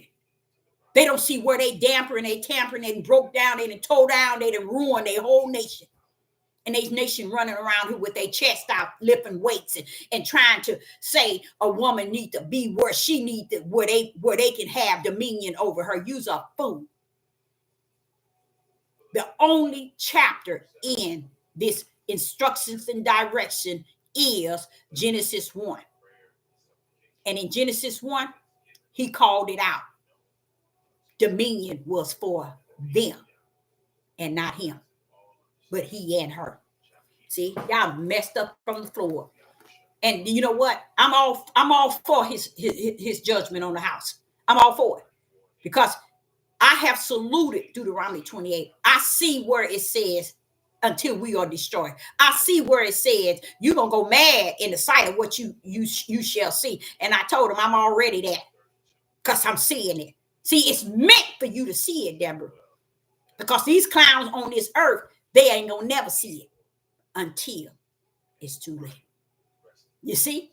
Because they thinking, everybody thinking, oh, we're gonna be the one to get out of here. Go on, let these men deceive you. Because y'all say he put the prophets to deceive your stupid tails. He put them there to deceive your stupid tail. And then turn around and say, and I'm going to destroy them with my right hand. See, that's a part of the judgment on the house. See, there are things that Father knows that the seeds of Satan is the seeds of Satan. The seeds of the Spirit is the seeds of the Spirit. And the seeds of the Spirit got tangled up with the seeds of Satan. So that's why he's going to get your nasty tails out and get you over to the promised land, because you got nasty with Satan's seed. And you don't know the difference between your seed and Satan's seed. That's why he's going to get the spiritual Israel out, because they are the seed. He ain't coming to get this whole Israel out, and then Jeremiah, Ezekiel, Daniel, Isaiah, all of them telling you how he gonna kill you. So how are you gonna get out of here then? You think his judgment it means he's gonna come and play patty cake? No, he gonna come out. Oh, he told me he's gonna judge the house first so he can go play golf with y'all. He can come to your camp and do a Bible study. He can come to your church. Sit down at the seat and listen to you minister and be the leader. That's how foolish their minds are. They think y'all that low. They fail to realize who he is. He's no one that you should put that low. But your mindset has put him there just so your mindset can be higher in where you think you are, because you ain't nowhere. You just think you there. So we are in a critical time. We're not in a time where you thinking you all that answer. Then I go back to the Exodus 1, and I'm like saying, wait a minute, Father, these two Exodus is totally different. He said, Deborah, that Exodus is nowhere as worse than the people who thinking they coming out of the second Exodus. I agree. Salute you, Father, y'all. I salute you on that. I agree. Why can you agree, Deborah? It's because with this Exodus, I can study it, and I can see what's going on based on the studying. But when the Ruach come in and start breaking this stuff down, showing me this right hand and this stretched out arm and his power and all this and this and that, then guess what? I creep on back to where I'm at today. I said, well, wait a minute, Father, I got to scratch my head on this. These people today ain't nothing like the people of the first Exodus. He said, nowhere near it. They some hot mess. Did I tell the Israel back in the days that I'm coming and that I'm going to judge the house first? Did I tell them that? No, you didn't. Not with the first Exodus. So why do you think I'm judging this one? Because they think they're going somewhere, Deborah. They really think they're getting up out of here. So you all go on and feed to these men and these women on these devil platform, making them think. I was listening to one of the prophets, one of the ladies who says she's a prophetess, and I listened to her and I said, Father. I said, Father, y'all. She didn't went on here and watch all this crap that's going on the internet, all this news and all this mess, and then she throw in her dreams and visions. All that she's talking about is the trash that's going on. Something she didn't saw on television. And I'm like saying, what? It ain't time to be telling people your personal dream and vision if it's not going to bring light, if it's not going to tell spirit and truth. Spirit and truth is the Ruach, y'all. If it's not going to bring light in the midst of darkness, All it's going to bring that is you had a dream and you had vision and the world is and the world is and the world is. Wait a minute. Let's pull up. Let's get this thing right. If we are prophetess and prophet of the Most High Yah, we're supposed to be talking about where we at today as a people of the Most High Yah. Why would I take out all my time to be talking about heathens and Gentiles and what they doing when I know they gone? And guess what, y'all? You know that right hand that's stretched out arm? It's going to protect me from them.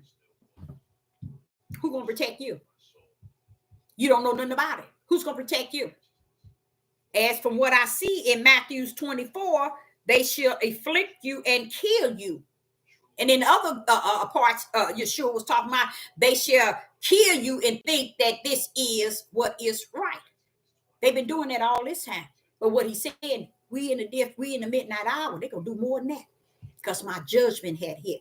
And see, the problem y'all don't know, this is what y'all don't understand.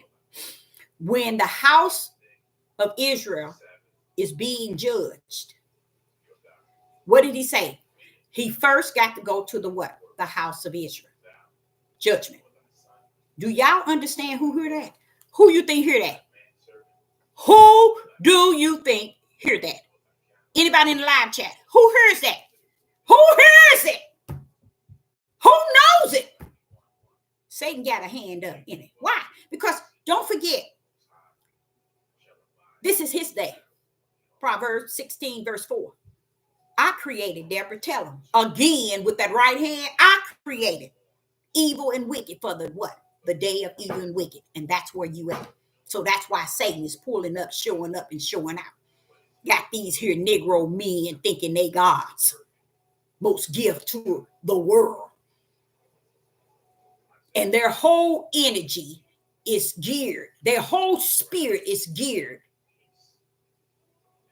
to degrading and disrespecting the only thing that's going to be on their side when nation against nation and kingdom against kingdom. Because they're not coming for the women. They're coming for the men. And they ignorant tails think they're coming for the women. No, baby, they're coming for you. That right hand that stretched out arm, go see to it that they come for you. Since you want to show the world that you are God, you need to be idled. You need to be praised. You need to be a king, leader, and ruler. He's going to give you exactly what you asked for.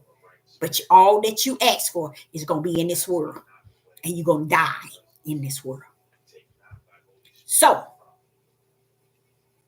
what I was going to also cover, watch this here, y'all. Watch this here. In anybody know that verse where it says, come out of her? Is that Revelation 18? What verse is that? And you can see all this stuff, a woman arrayed in purple. All this here mess in Revelation. You can see that was a setup. They smeared that. They made sure that just like in Genesis, woman was the one that committed sin. Now here in Revelation, woman was the one that arrayed in purple and scarlet. Y'all stupid. When all these pedophiles, that's their color, and that's they who they think they are, a woman. So they got y'all all bent up thinking. A lot of these men, these sick tribe of Judah, they always pulling this on their women. Oh, she's a harlot, or she's a woman arrayed in scarlet colors and purple. She's that woman. Always talking about Revelation in a woman. Sit your stupid tails down. Okay, now did we get that verse? Revelation 18. I'm saying, where's that verse at? I want to show y'all something.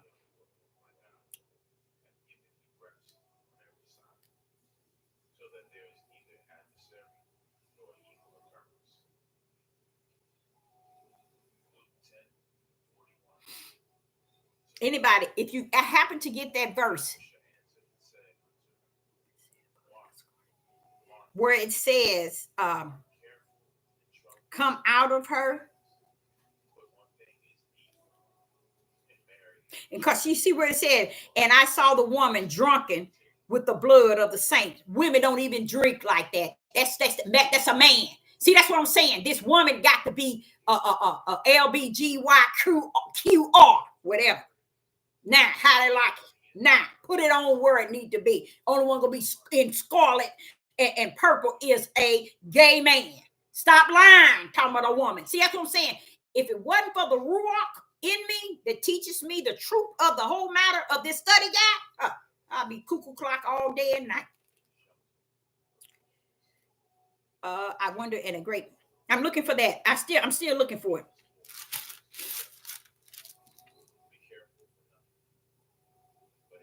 Here it is. Revelation. Thank you, Deborah. Thank you, Sister Deborah. Thank you. I appreciate you finding that for me.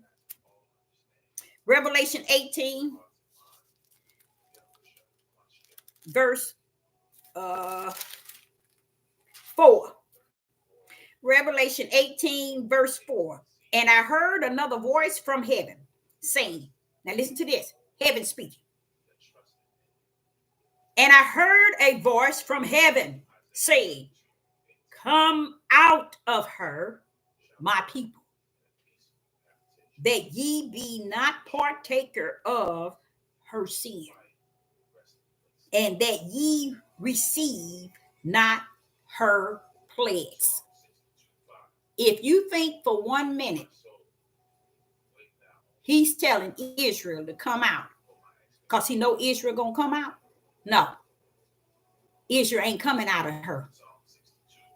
Israel too deep in. Is Israel too deep in the rabbit hole? Okay, especially the tribe in which he called me on the earth for, Judah. That's my report to the Most High Yah. My report is, okay, you put me down here on the earth. I know I'm your vessel. I'm the your servant, your vessel. I know I serve you. I know I know where my purpose, my position, and I know who I am to be among. Not just because I'm melanated, but because you called me with a holy call to be amongst Judah. And let me break this down. Revelation, verse 18. And I heard a voice from heaven saying, come out of her, my people. That's Israel. Come out of her, my people, that ye be partaker of her sin, that ye be not partaker of her sins, and that ye receive not her plagues. Go into there. See if you see. Let's see. Let me go to Isaiah 48 and 20. Let me see. I got a good point I'm going to make right here. 48, Isaiah 48 and 20. I'm going to check on something.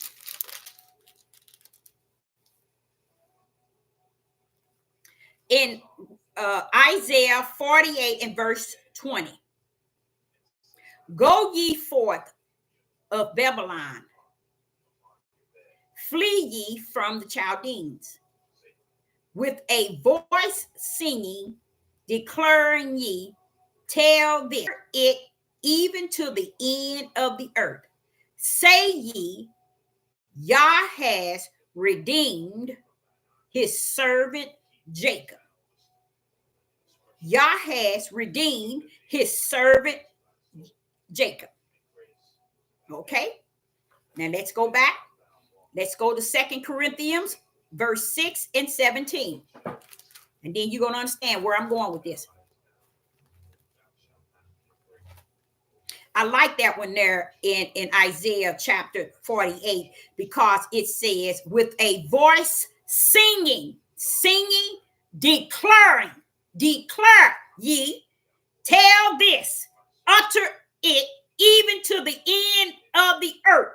Say ye, the Most High has redeemed his servant Jacob. Y'all missed it, didn't you? Ooh, you missed it, didn't you? I knew you would. Servant is the key. That's that spiritual Israel. That's that spiritual Israel. that's in Jacob. Jacob, Abraham, Isaac, David, Solomon, all of them was the seed of the Spirit. They were the servants of the Most High Yah. And notice he said, here he said, redeem his servant. Let's go to 2 Corinthians chapter 6, verse 17. I'm getting somewhere with this, and I'm going to break that thing down. 2 Corinthians. He said servant, not Israel. My servant, Jacob. What was it? 2 Corinthians 6 and 17. 2 Corinthians 6 and 17. Wherefore, come out from among them, and be ye separate. Said Ahiah, and touch not unclean things, and I will receive you. Verse 18, and will be a father unto you, and ye shall be a son and daughters, said the Most High Yah. What is his main thing? Be ye separate, said Yah. Now, here we go back to Revelation 18, verse 4. And I heard a voice from heavens say, come out of her, my people. He's still talking to Israel. That ye be partakers of her sin. That ye be not be partaker of her sin. And that ye receive not her plagues. Now, do you really think that the house of Israel is going to come out and not be partaker? You really think the house of Israel is not going to receive the plagues? Yes, they will. Yes, they will. That's why he called them my people, not my servant. My people, not my servant. And when he said the judgment is going to be on the house of Israel, that's not the spiritual house. That's the house of Israel. It's a difference. And because these men are so busy wanting to teach y'all polygamy and getting a woman submissive and being kings, leaders, and rulers, y'all stuck out here. Open y'all door and mouth. Don't let nobody tell you to keep quiet. You're not supposed to speak. You're supposed to be under some type of order. What order is that, hell? What order is that you need to be up under? These men are not leading, teaching, and guiding these people. And then they sit, they're going to pull up. Let's go to Isaiah. Watch this here. I'm sure how ignorant they are. Isaiah was dealing with me, and he was dealing with me on this verse, and I was like, do they understand that? No, they don't. They ain't going to get that, Deborah. They ain't going to nowhere near it. They done taught it so wrong to where they'll never get it. And it's all because they have lied to you and told the multitude of their nation a lie. And that's why I tell y'all, don't get caught up in these people's lies because you're going down with them. Okay? And what does it say? Isaiah chapter 4. And in that day, 7 women shall take a hold of one man, saying, we will eat our own bread, wear our own parables. Only let us be called by thy name, to take away our reproach. Do y'all understand what's going on? Only one can take away your reproach is that right hand and stretched out arm of the Most High Yah. These ignorant men don't get it. And when I tell you the part they don't get is this here. 7 women to one man. What happened to the men? What happened to the men? Hold up, Isaiah, tell them what happened to the men. Okay, Isaiah 3, verse 25. Isaiah 3, verse 25. Thy men shall fall by the sword, and thy mighty men, thy kings, leaders, oh, we the line of Judah, we are line, we are kings, we are leaders, we are rulers. Listen to what he says. And thy mighty men, these are the mighty men who want to have all them type of titles. They're going to die in the war. Now, what war is that? And what sword is they going to fall by? They're going to die, y'all. So when you get to the next verse, you see it says, and her gates shall lament and moan, and she being desolated shall set upon the ground. Why? Because her son, her brother, her husband, her uncle, her father, her grandfather is going to die. They don't know who they messing with. Sister Deborah is the warning to y'all tales. You ought to mess with that right hand and that stretched out arm for too long, to where he done got everything in the study guide. And when he pull up with whoever in the ruach, his servant, we are the only one left to give it to you right. These people are not his servant. The servant of the Most High that holds the mystery, he said only his prophets. Nope, he didn't say his pastor. He didn't say, you all never saw the chain of command. Have y'all ever seen the chain of command? The chain of command went from apostles, prophets, evangelists, I think it was teachers and preachers. The preachers was at the tail end. Hiding the rest behind, they run in every church. They run in every temple, every camp, every leadership. How is that? Your tail is at the tail end. They cannot override an apostle nor a prophet.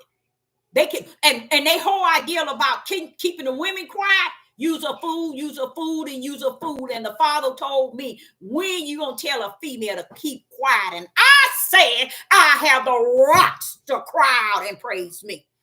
How dare you tell her, which was founded in Genesis chapter 1, as them where y'all have the dominion over this earth. Not him, but them did I create. So how is it you going to tell her that she's to keep quiet? And I allowed a donkey to speak. Who in the rest behind call you to call the shots? Nobody. You don't even know your creative position as a man. And this is why the majority of Judah is gay today. And a lot of them have tapped in. I'm going to tell you the truth of the matter. A lot of them have tapped into their gay and got a little taste of it and went back home with their wife and children and with the bros. You know why? Men that hate women, and women, listen to this very carefully. Men that hate women the way that men hate women and talk negative about them, or men that didn't taste the sugar. And if you know what I mean. Oh, Deborah, you gonna be in trouble. You gonna be in trouble, Deborah. You gonna be in trouble. I'm in trouble. That's the truth of the whole matter. That's why they hate you. That's why they want women. That's why the men hate women so much. Because they didn't tap into the other side, into a man. And they went back to their family, went back among their brothers and playing the role as a man. I'm a king, I'm a ruler, I'm a leader. You ain't nothing, because the heavens done saw you at your nakedness. And you thought he didn't know. You thought he didn't know. Oh, he saw it. He saw it. He see it.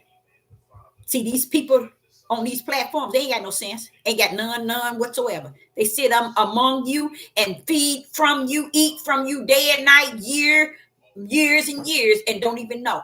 That same table they eating with is the same table they're going to fall in the ground with, because they falling down with you. Because the Father said, you hang with that, you be around that, you be of that, you're going to be held accountable of being just like that. And a lot of them don't pay no attention to that either. But what you hang around, same way on these devil platforms, who you hang around, you going to become. How about that? How about that? Okay. So when Isaiah is sitting here and then he's telling you that these men, it says Isaiah chapter 3 and verse 25, thy men shall fall by the sword and thy mighty men in the war. Wait a minute. Hold up, y'all. What's going on? That's my judgment, Deborah. That's my judgment. I told him. You see, he told you all through your instructions and direction book. Y'all don't look for it. Y'all don't care. Y'all busy hearing your idol gods in the earth and not the Most High himself in you, because he ain't in you. He don't want to come in you.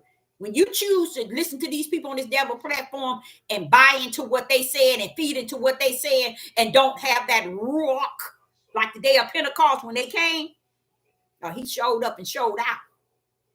These people ain't got nothing like that. They don't even know what that is. Because when it comes, it's going to teach you all things, just as he said. He's going to teach you spirit and truth. He's going to teach you how to uphold that light so you can see in the darkness of all these things that's going on. Now, here in Isaiah chapter 4, right after Isaiah chapter 3 and verse 25, when he said he's going to kill all the men. And then you see here it says, and in that day, 7 women shall take hold of one man, saying, we will eat our own bread and wear our own parables. Only let us be called by that name. Why? That's that holy name, y'all. They on Mount Zion. They talk about that holy name. Because as you continue to read, he tells the daughters that you too shall be called holy. Let me see if I can go on and read it. And it says here, because the women were going to take hold of this man and to take away their reapproach. One man to take away their reapproach. 7 women to one man. These ignorant Negroes think they're going to have 7 wives. Y'all's going to give them 7 wives in the holy place called Mount Zion. Why is he going to let you get your pleasure down here in captivity toward your desire in your flesh and then let you get it up in the Holy Land?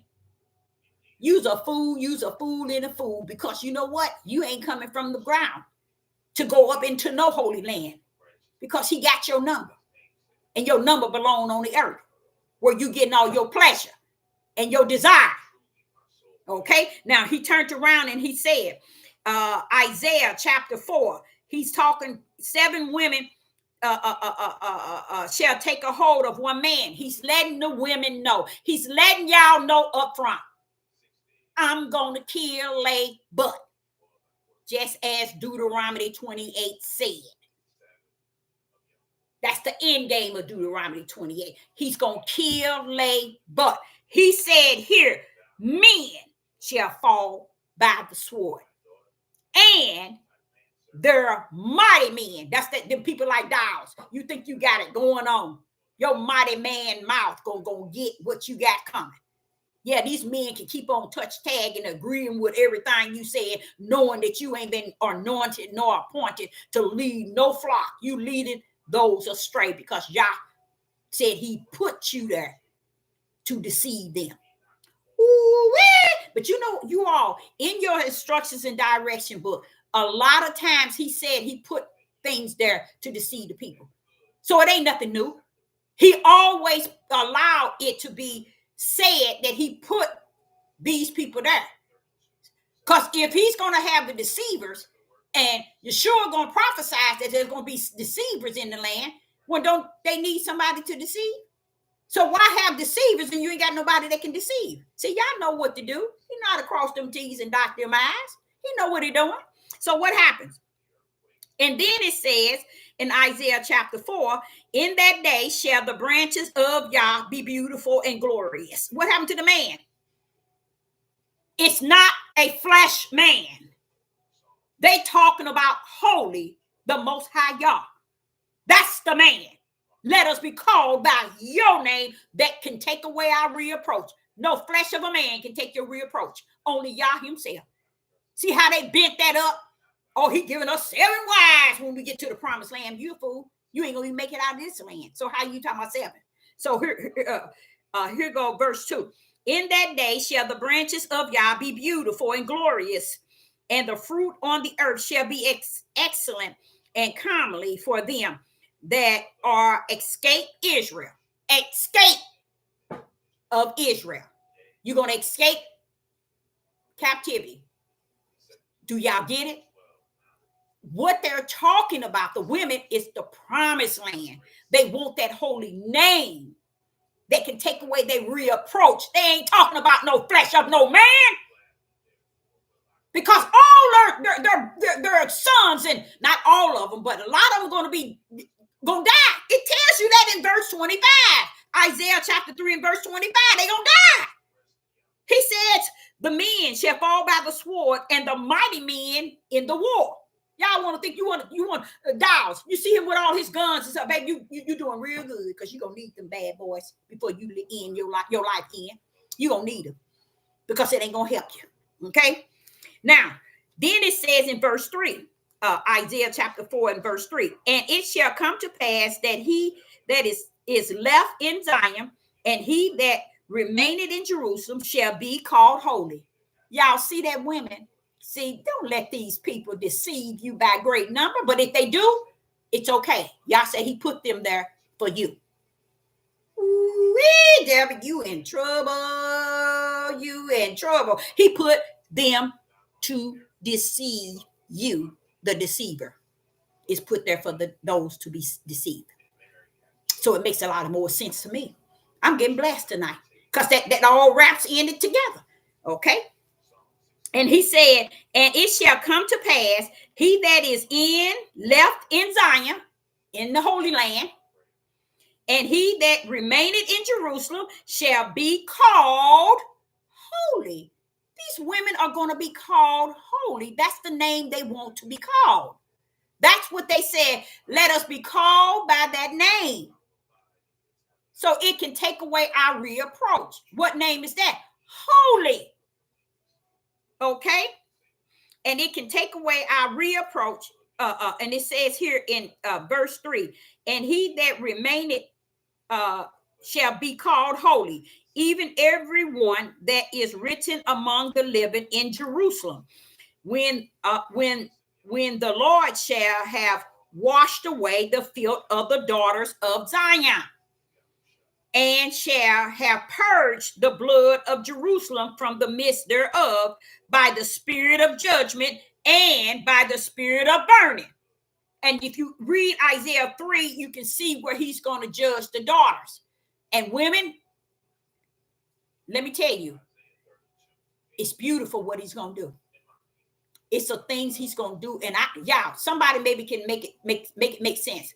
I haven't dig that deep, but all the dress code in which he's going to take from us is going to be the same dress code these men forcing these women to wear today. Why is that? Somebody tell me that. How is that? Why are we being purged and judged, stripped from these clothes in which they trying to tell us we supposed to dress like? Head wraps and everything. Read Isaiah chapter 3 and verse 16 through 26. Isaiah chapter 3, verse 16 to 26.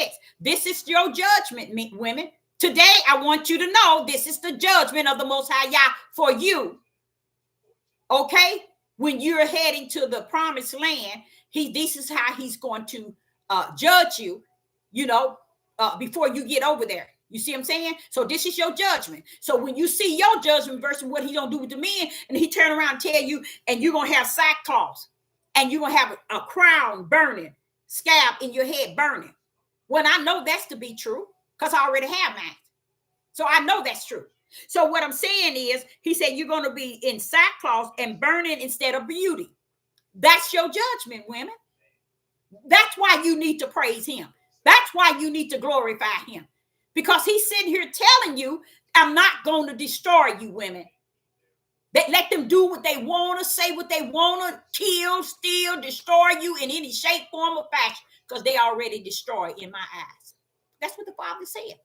So anytime you want to really know the truth about Isaiah, Ezekiel tell you, Jeremiah will tell you exactly that you're going to be okay. Now, this is what it's saying in verse 4, women, you're going to be okay. I'm going to purge you and burn you, meaning your head, your scalp, in the crown of your head. And instead of beauty, you're going to have burning. That's your judgment. That ain't bad at all, is it? Now, see, while y'all sitting here letting these men judge y'all and make you Lord and Lord because they designed that for you since Genesis, oh, y'all ain't gonna. But then as you see him judging you, this is what he says. As you see him judging you, you on the ground and you geared up with sackcloth and burning instead of beauty. And then he said, thy men shall fall by the sword and thy mighty men by the war. See, y'all thought I was lying. Y'all think Sister Deborah be got just running her mouth. I know what I'm talking about. And I ain't here to try to prove to you that I know. Because it's over, baby. I know. Do you? So when they running around here being the way that they are, trying to make you worser or make you look bad because you ain't letting them have their way and don't let them have their way. Let them go and get a man. Half of them been dipping in it anyway. Stop. Y'all stop thinking these men ain't doing that. That's why they want to belittle you, because they done stepped on the other side. Got a taste of that. Now they feeling bad. Oh, let me belittle her. Because if they can make you look bad and lower you, then they can come higher. Because right now they know they low when they get in here and get involved in these men, and these brothers don't know it. Their parents don't know it. People don't know it. Their wives don't know it. Oh, when I'm tapped in, when maybe I make her look bad, then it make me feel good. That's the whole idea. That's why you got almost I say about 75 to 80% of Judah that's been messing with this homosexual stuff. That's why you see them now hugging and all, or you see Geno Jennings putting men on one side and women on the other. Use a fool, and use a fool. While you trying to make this holy, you bringing demonic spirits among these men sitting next to each other. Same way with the women. You better watch yourself. Same thing with Dow. Put the men all front and the women all in the back. Why would y'all even stoop low to a mindset like that? That is not of y'all. None of it. It never been from Genesis 1. Find one verse in your instructions and direction book where sin one on the scene. Find a book in the King James Bible, your study guide, and find one verse that don't have sin on the scene. Genesis 1, where he signed woman and man to have dominion over everything on the earth. He never said him. He said him and her. Now, listen to this. We still in Isaiah chapter 3. Now, listen to this. As I went to Isaiah chapter 3, it all go in with Deuteronomy 28 end game, and what he was saying come out of her, my people. Okay? And when he said he's going to judge the house first, the house of Israel first. This is why, y'all, listen to this. You get to Isaiah. See, Isaiah, Ezekiel, and Jeremiah showing up and showing out. They telling on them. But what do? They don't let y'all hear that. They don't let y'all know nothing about that. They don't even go into the scriptures to show you. But let's go there. Isaiah chapter 3, verse 28. Isaiah chapter 3, verse 28. For Jerusalem is ruined, and Judah is fallen, because their tongue and their doing are against Yah, to provoke the eyes of his glory. To provoke the eyes of his glory. Now, who is he? He's sitting here saying, for Jerusalem is ruined, and Judah is fallen, because their tongue and their doings are against Yah, to provoke the eyes of his glory. So why would you think that your men are the best men on this face of the earth? What other men on the earth does your instructions and direction says does this sort of stuff to Yah? I don't get it, Father.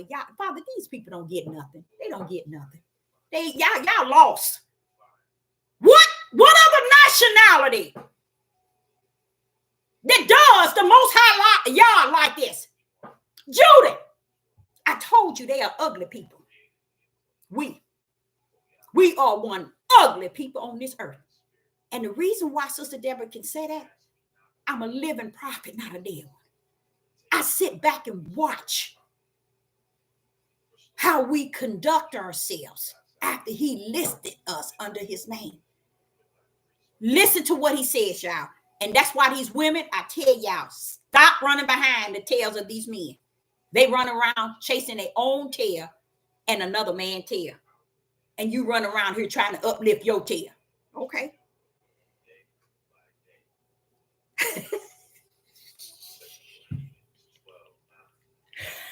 Isaiah chapter 3, verse 8.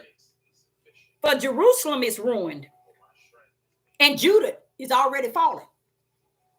Jacob told you that. Jacob told you before he died, Judah, you're a young cub to an old lion. You're going to be crouched down doing nothing. And that's what your men do. All they do is keep up mess between women and men. And y'all ain't got the sense, women, to see them doing it. Y'all don't see them doing that to y'all. And the men that try to speak against it all, they still ain't doing their job as men, because you can put a stop to it. You could have put a stop to it at any time. But see, this is what you're buying into, all this polygamy. You're buying all this, we can have many wives. We can commit adultery. We can commit a fornication. We can get a written decree and all this whole bull crap. Oh, yeah, you can get whatever you want. You already in Babylon to stay and receive her plagues. You already in it. Okay, now listen to this, y'all. So as we hear in Isaiah 3, he's telling you, for Jerusalem, Isaiah chapter 3 and verse 8, for Jerusalem is ruined and Judah is fallen because their tongue. I told y'all, I keep saying it to y'all, these men of Judah, these melanated men, especially in the United States, these are some ugly mouthed men. I call them loud mouth. Gino, Dow's, the reason why is because they so pride has taken a hold of them. They boasted. They got that narcissist spirit on them. They self-centered. Neither one of them is led by the ruach of the Most High Yah. But ain't nobody got the balls to tell them, because they're running behind their tails, because their tail is caught up between their own tail. Now, listen to what it says. Because their tongues and their doings are against Yah, to provoke the eyes of his glory. He's letting you know that these men of Judah is against him. And y'all running around here talking about y'all, oh my, I want to get a man. And you just don't understand. Y'all just don't understand what midnight hour we're in. These men ain't going to do you right. They out here killing these women and their children and their mothers by great numbers. Judah is not going to do you right, baby. It's over. It's nothing in them to do right. And when this judgment is starting to attack them, get your tail out of the way. Every last one of you, get your tails out of the way. Let Yah do what he does best with that right hand and that stretched out arm. Get your tails out of the way. Okay? Now, this is what he said. He said, because their tongue, he's letting you know the way they talk is out of order. He's telling you the way they talk is totally out of order. And if y'all sit y'all tails up here, men and women, and get detached to that and don't see nothing wrong with it, good. You fall in the broad gate anyway, so it don't make no difference. Okay? And then he says, their tongue and their doings. Now he's talking about not only Deborah, what they said, it's what they doing. I'm like, Father, yeah. He said, Deborah, it's not just what they saying with their tongue, it's what they doing. Or against Yah. See, y'all thinking these men on this devil platform talking about they kings, leaders, and rulers, because they got 200 or 300 members and 1,000 members and all of this, that's why T.D. Jakes did your tails the way that he did it. And not only him, Eddie Long, same one. All of them caught up in all that mess. Yah is not going to be the lie. You going to be the lie. You're going to live the lie, die the lie, and go to hell with the lie. Because you putting these men too far up on pedestals. Let that nasty stuff go. And don't accept the ways that they have within them. Now listen to this. What reason why Sister Deborah is talking like this? Because I'm sitting here talking to the flesh. I'm sitting here talking to a bunch of flesh, and I'm heated because what this verse is saying that these men are doing it to my Most High Yah. They doing it to the Most High Yah, and we standing our tails around here okaying it, making them think it's all right. You a leader, you a king, you a ruler. Sit your tail down. And we standing our stupid tails around making them think they are man. You lost your identity in Genesis chapter 1. Now listen to what he said. He said, Deborah, they are not only, they talking this, okay, and they're doing these things against me, Deborah. See, you all just thinking it's just telling you that it's just talking. He's sitting here telling y'all, your men are doing this to me. Deborah, tell them Judah is doing this to me. They ain't got sense, Father. They ain't got no sense. They've been like this since Genesis. They ain't gonna change. That's why your judgment is here. And you coming for your only spiritual Israel. And he said they doing it to provoke his eye, his glory. To provoke his glory. Now listen to this. Watch what it says. But the show of their countenance do it witness against them. And that's what I was saying to you all. When I hear Geno Jennings and Dawes, they loud mouth. It's a show that I can discern. With the gift of discerning, I can show that these men are not men of the Most High Yah. I could have told y'all that years ago. But look at the multitude that's following them, putting them up so high, especially the men. And it's okay. That's why he said, they're going to die by the sword, Deborah. They're going to die. The mighty ones who want to be bad, they're going to die in the war. And they're going to die by the sword. And the sword represents you're going to die, bro. How about that? How about that? So you can hang with all of them. You can hang and gang bang and whatever you want to do. Now watch what he says.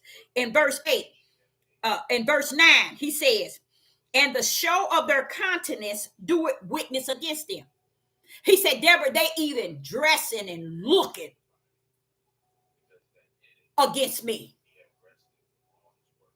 They got these women dressing like mop heads, and they thinking they doing something because they got them dressing like mop heads, and they got their tails around here walking and moving like they the richest man on the earth. They can do whatever they want. They can dress any way they want, but they gonna tell you to wrap your head. Negro, you wrap your head because your brain is already wrapped, and it's wrapped up for the lake of hell. How about that? How about that? You see? Women too ignorant to understand your outer man ain't going to no kingdom, baby. Your outer man ain't going to sleep. Your outer man going back to the dirt. So while you trying to make your outer man something to these men, you's a fool too. You gonna drop with them. How about that? How about that? You going down with them. Just like the day of Lot. When it came down, fire, it hit the women and the children. Because y'all hearts and minds are like unto them. Unless you have the ruach that separates you from them. That's why we needed the ruach. We needed the spirit of Yah to separate us from this nonsense. So then he says, their countenance do it witness against them, and they declare their sin as Sodom. Now sit there and try to tell y'all that. He just spoke of Judah. I told y'all Judah men are in the closet, out of the closet, and under the bed, and under the kitchen sink too. They out here doing it and making you women look foolish, chasing, trying to get your rear end lifted and your everything to look away to draw them. Why you trying to look away to draw the men want men. So how you like them now? You see, you foolish. You foolish. Nobody tells Sister Deborah how to look, how to dress, how to walk, how to talk. I've been knowing him since I was 4 years old. If I take my tail out of here looking a certain way, guess what? Get back in the house. Tone that down. I don't need no man, no woman to tell me nothing when the Ruach live in me, lead me and guide me, chastise me, discipline me, and I love it. Now, how you like me now? I love it. So when you get to verse 9, it says, the show of their contents do it witness against them. What do that mean? Anybody in the live chat, do you know what that means? That means they ain't got no shame in their game. We even look like this is what we want to do. Huh. We don't have to prove nothing. Now, what I'm saying about Judith, this is why your men has stolen your identity, women. You know what they did? They didn't just steal your identity. They stole your men. And you too ignorant to catch on to it. You so busy trying to look a certain way so you can be attractive to them and don't even understand. They done already stole your husband, your father, your brother, your uncle, and your son. Run around here and think you know more than the Most High Yah. You sick. You don't. In your instructions and direction book, shoot straight into Deuteronomy 28. It shoots right into Jeremiah and Ezekiel. They telling y'all, in the days, this is up. This is what's up, y'all. This is what's up. Now listen to what it says. And the show of their countenance do it witness against them, and they declare their sin as Sodom. They don't care. These men running around here, they don't care that you know. Why? You want me to tell you why they don't care? Because they have lowered women to the lowest term. We do what we want to do. We want to have virgins. And I'm going to show you how sick. Want me to tell you how sick that is? These men run around here talking they want a woman that's a virgin. Want me to tell you how sick that is? Baby, I don't care if she is a virgin. Where she is, you think she mentally a virgin? Or she just physically down there a virgin, as you think. Okay? And to tell the truth of the matter, once you stick in, she no longer a virgin. Now what? Ha, ha, ha. That's why they run around here collecting 2 and 3 and 4 and 5. You see, y'all don't know that, but that's what they're doing.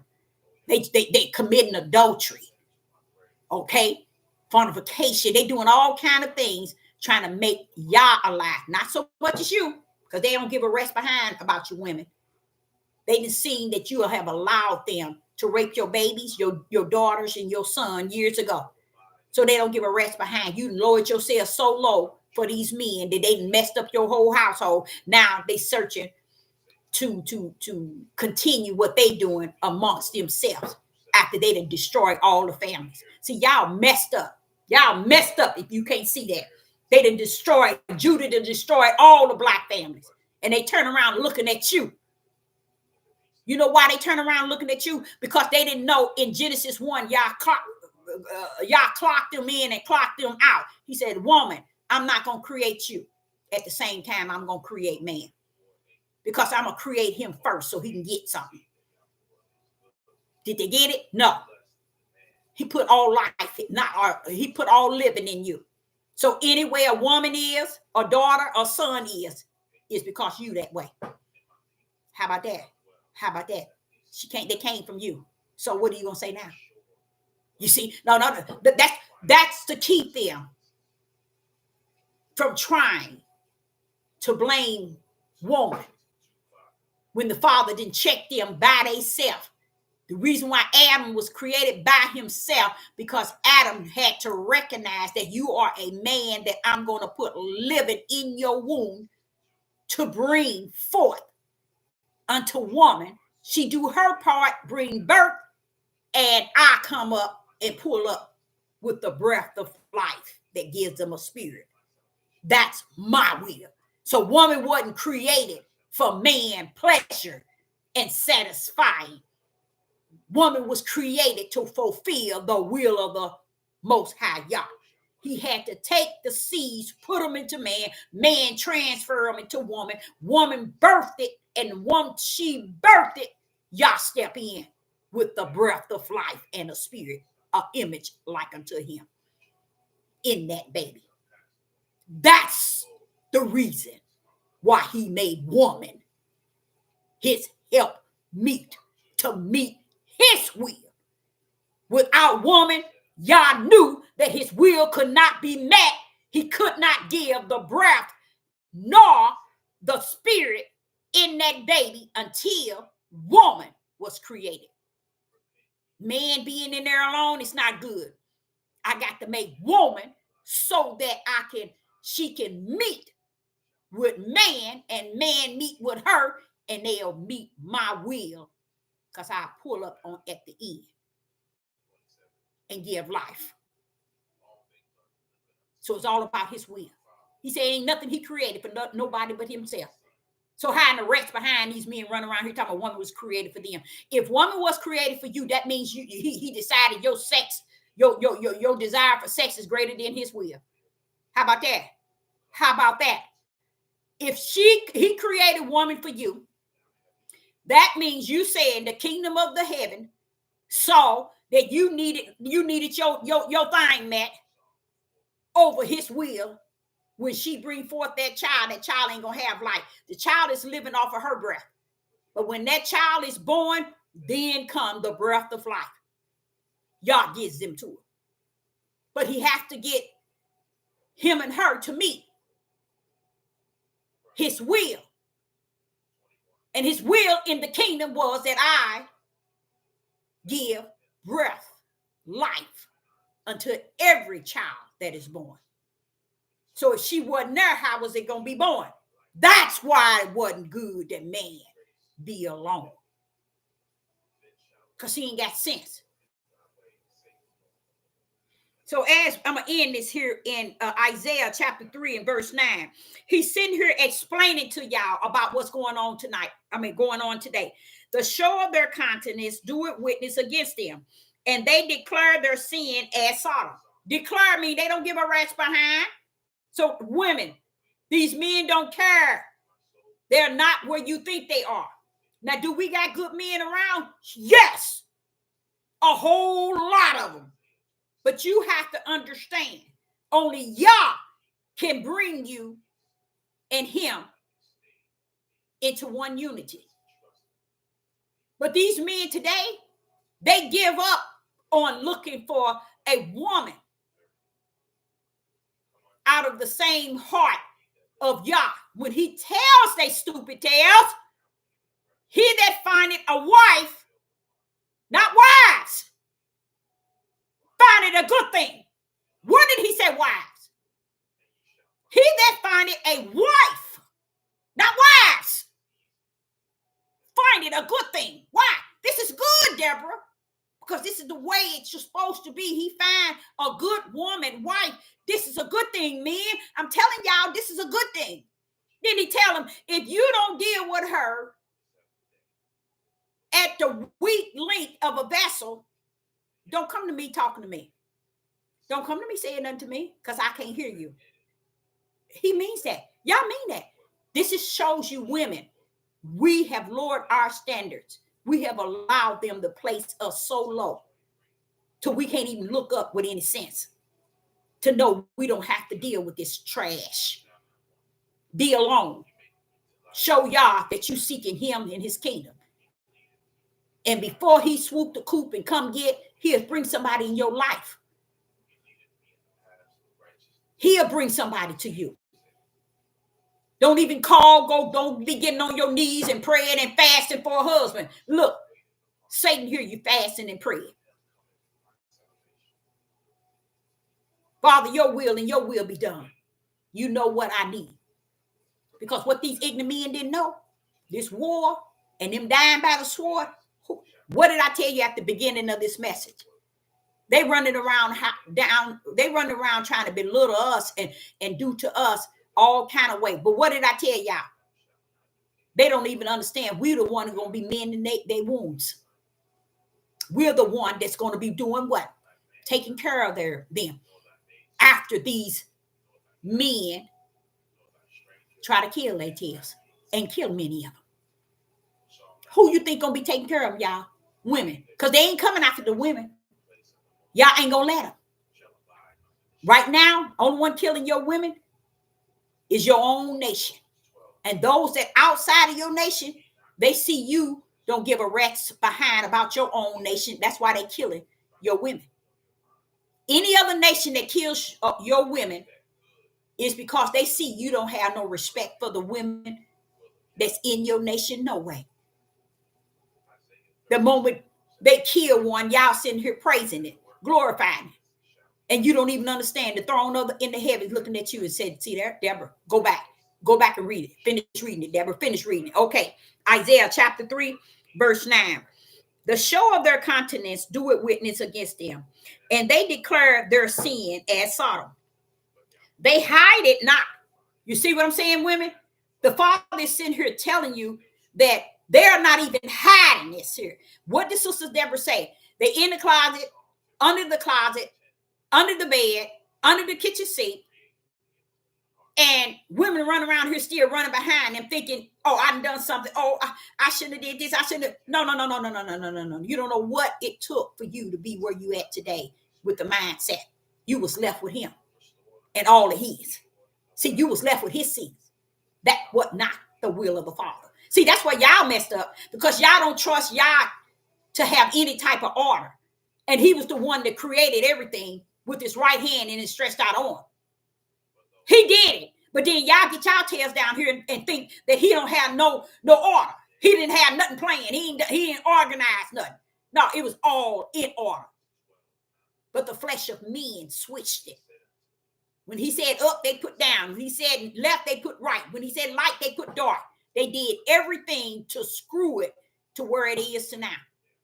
And I'm not just talking about the Roman Catholics, because once we picked up and realized what we were, the Jews, we should have got it right. We should have got our household in order. We should have got our wives. We should have got our husband and our children. We should have started cleaning house right. We should be seeking righteous. We should be seeking just, upright. We should be seeking things in spirit and in truth. We should be praying together, fasting together as a family, sitting down, talking, having family meetings like I used to do all the time. But I'm telling y'all, since you didn't come to the knowledge of who you are more stupid than you were when you didn't know who you were. Talking about we the people. So what? What people are you? Listen to what he's saying here. Oh, I forgot. You him. You them. Now, this was what he said in verse 9. They hide it not. Woe unto their spirit, for they have reward evil for themselves. They have reward evil for themselves. Verse 10. Say ye to the righteous, that it shall be well with him, for they shall eat the fruit of their doing. See, y'all, what is he saying? They shall eat the fruit of their doing. And what does he mean? They reward evil unto themselves. He's talking about the house, the men in Judah and the house of Israel. He's talking about the men. Let me show y'all something where the women really messed up. And what y'all really messed up, women, was, let's pull up. Here we go. Isaiah chapter 12. Women, I'm going to break this as low as I can break it so that I can get up off of here. But I feel the need that I need to break this down. Isaiah chapter 3, verse 12. Now, we just heard what he said about the men. Here we go. And this is another one they screwed up to deceive the men. And the men don't even understand that they are totally deceived. Okay, watch this here. It says in Isaiah chapter 3 and verse 12, as for my people, there go the house again. Children are their oppressors. 100%. I believe that our children are our oppressors. Wait a minute, Father, y'all. But what about captivity? Ain't they oppressing us? See how y'all messed up? Y'all screwed up. This is showing you that this is the difference in when you study this book and when you're taught by the Ruach. It's a big difference. Because listen to what they're saying. And y'all, I know it. It's about to do just like this. Shoot, go over your head. Watch this. As for my people, so there go the house of Israel. Children are their oppressors. And we in captivity? And we under the bondage of our oppressors? Somebody give me a thumbs up if you understand that. Do you think that we are in the land of our oppressor? I need a thumb up, even if it's one. If anybody think that we are in the land of our oppressors. No thumbs up? So thumbs down, huh? If it's not a thumbs up, I guess it means a thumbs down. How about that? Okay, so I'm gonna press on because this is very powerful, spirit and truth. With thumbs up or thumbs down, truth gonna be spoken. How about that? How about that? Now, Isaiah chapter 3 and verse 12. As for my people, there go the house of Israel. Children are their oppressors. Who are, thank you for the thumbs up. Who are their oppressors? Children. The house of Israel. Children are your oppressors. You see women, you see the hell you've been putting up with? Why is our children our oppressors? Anybody know? Why is it's saying that the children are their oppressors? Why do you think it's saying that?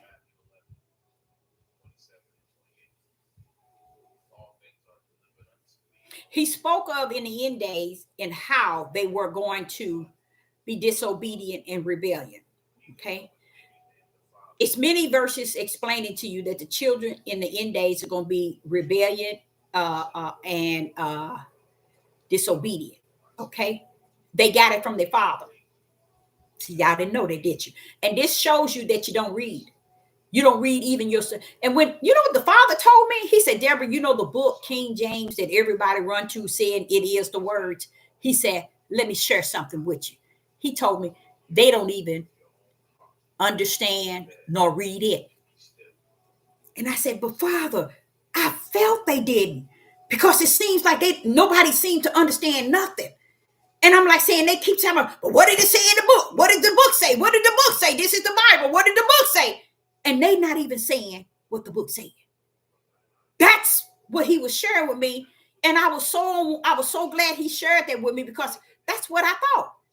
He said they don't even read nor study nor understand the book that they read of words. Now, here we go in verse 12. Isaiah chapter 3 and verse 12. As for my people, which is the house of Israel, watch this. Children are their oppressors, women and men. The reason why the children are the oppressor, because the prophecy said that in the end days, the children are going to be disobedient and they are not going to be, they're going to be disobedient and rebellion. The children in the end days. So he said that disobedient to parents, they're not going to, they don't respect nobody. Y'all know that's where we at. Did you know them not respecting anybody and being disobedient, they got it from the father? See, that's why I say it's sad. And I'm getting a headache because the father know that I'm overdoing it because I feel that I'm talking to a brick wall. All these things I'm saying is what you done read before. What did he say? All in Torah, all in the Old. I will visit the iniquity of the fathers, 3 to 4 generations. That means the sin of the father. I'm coming for their children because that's where the sin rests, y'all. Women running around here talking about my baby. No, baby, it was in him. You just held it. That's it. That's all you did. And when your blood tapped into the child during the time you had that, your blood, what's that? Pancreas, I think it's called, and you was transferring blood, but they are their father's children. That's why he said, train them up in the way they should go. He wasn't talking to you, woman. He was telling the men that, but they left them with you. They left all their children. I get so sick everywhere I go to work. I always heard the story. Oh, my daddy was a Rolling Stone. My daddy was a Rolling Stone. My daddy molested me and my mother knew it. My grandmother let my granddaddy molest me. All this stuff went on. And then you have the audacity to stand on these devil platforms and say the woman is the fault. You're a sick species and don't know it. But I love Yah and how he gonna deal with you. In Isaiah chapter 3 and 25, he said you're gonna die by the sword. And you mighty men who wants to be tough and bad, thinking you can pull a gun anytime you want to run around here and have all these guns, you're gonna die in the war. He already prophesied, you're going to die in the war. Okay, so here it is. He said, and the children are their oppressors. For a child and your children to oppress you is because the sin of their fathers is left with the mother.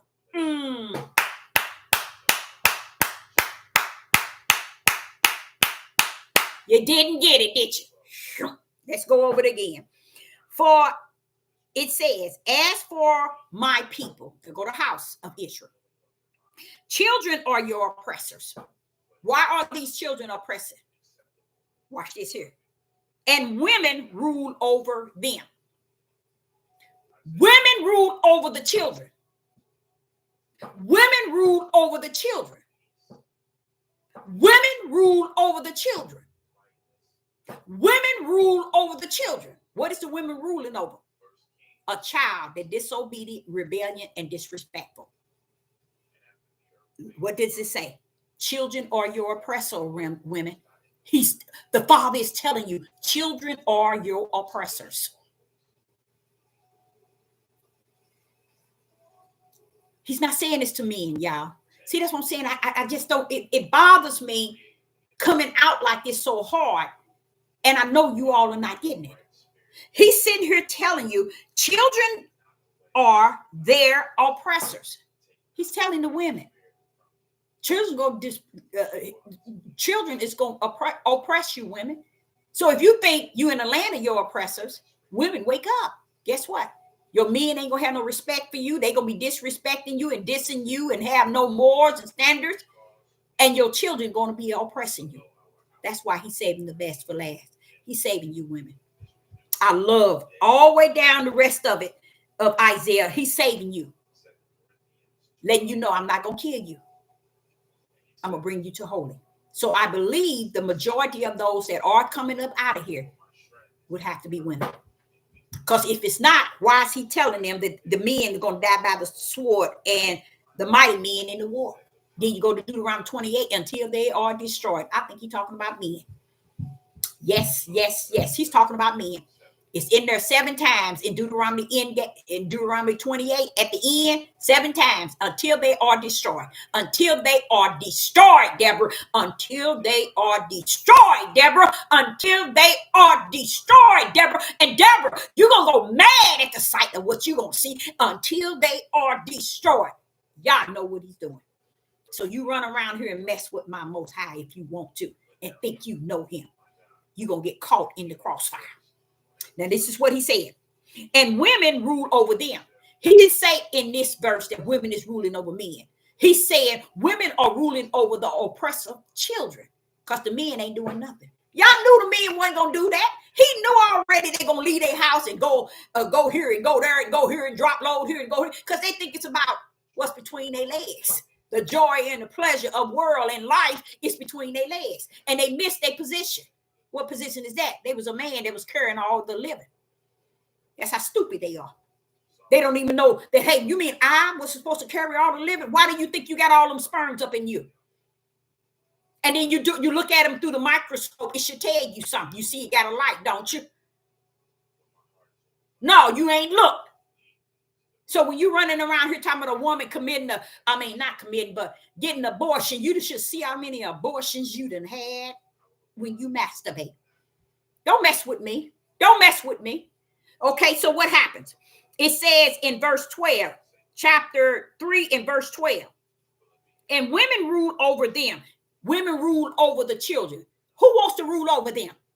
Who wants to rule over them? Who wants to rule over them? They are oppressors. He's sitting here telling you that the children are going to oppress the women. And look who he said going to rule over them. Why? Because the men left. They've been left these kids. Do you all know these men never wanted to spend time with their children? And these men running around here talking about I didn't have a father in the house because he didn't want you. What sense do you don't understand? And then when you have yours, you do the same thing. And then your son have his, he do the same thing. Now watch what it says. Listen to what he says. Now he finna pour back up to the people. Oh, my people. Listen to this, y'all. Listen to this very careful. This is what they lied about. They said women rule over the men and that the children is going to oppress, but they don't understand. He ain't talking to the men. He's telling the women, you're going to be left with the children and they're going to be oppressing you. Is that not 100? Walk around here lying. That's why these men doing what they're doing right now to these kids. It's because you all have been lying while they've been in the household, raping these little babies, their own sons, and all kind of mess. Leaving the house, going over to Mary next door, up the street, and doing everything they want to do. And y'all have been sitting back okaying it. But every woman that okayed these men to be molesting these children, y'all got your number too. You out of here. You out of here. You ain't got no tickets to the kingdom. So you run around here thinking you got your ticket. You ain't, I don't care what you talking about. You ain't got nothing. Now, pay attention to this, y'all. And it says, we in verse 12, Isaiah chapter 3, verse 12. Oh, my people. Now he dropping back to Israel. He away from the children and woman. He proved his point there. Now he says, oh, my people, they which led thee caused thee to error. He talking about the men. See? And y'all run around here, don't see nothing this book is telling you. And this is what he told me the other day. He said, Deborah, they don't even believe the book. They don't even read the book. They don't even understand the book.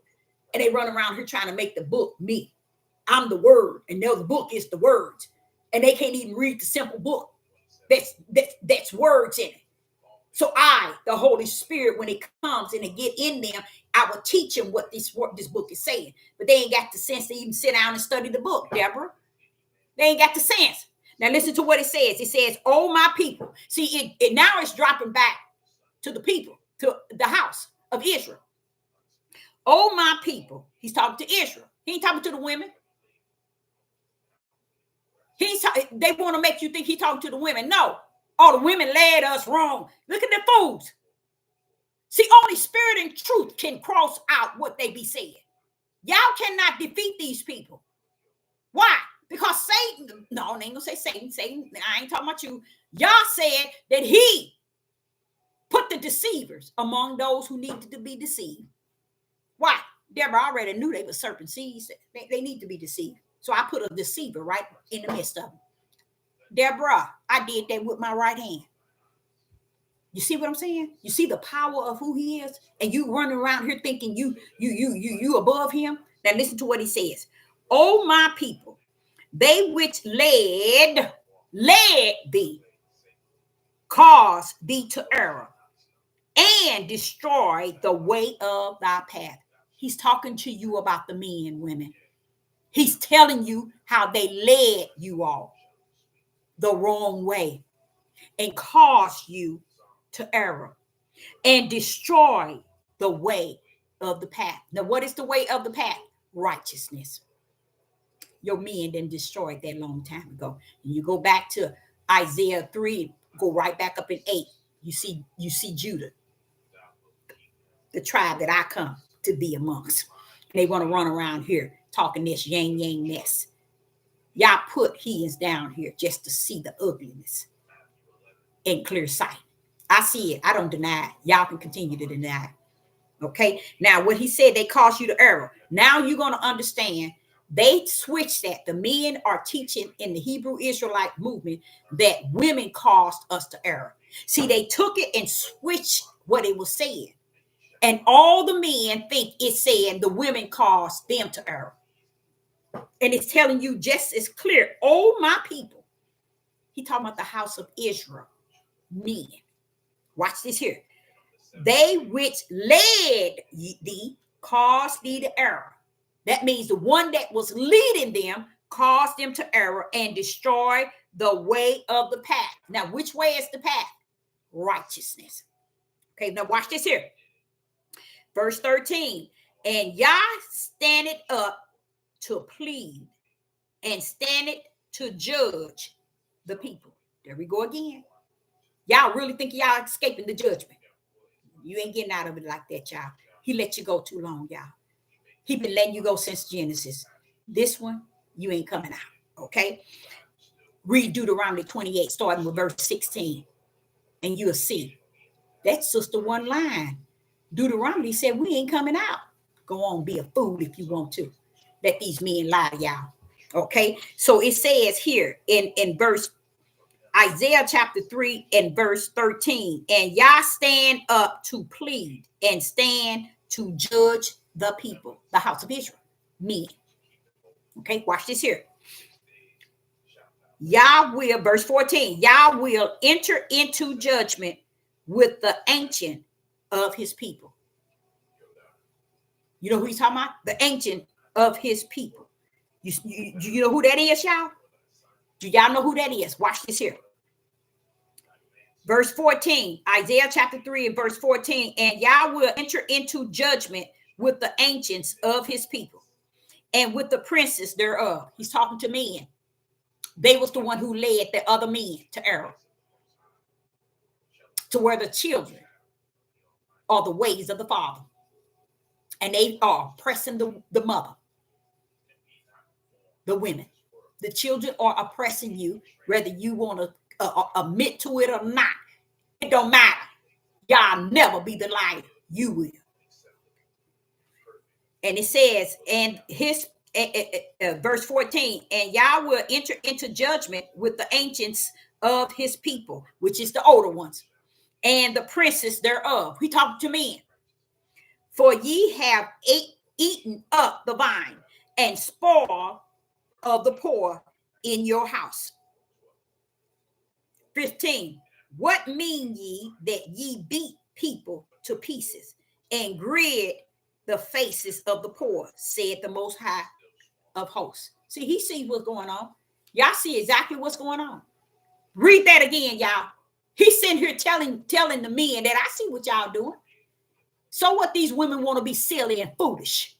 I see what y'all doing. And if they okay, I'm with you. How about that, women? How about that? So you can be depressed on this side and be 6 foot under waiting for the lake of hell on the other side.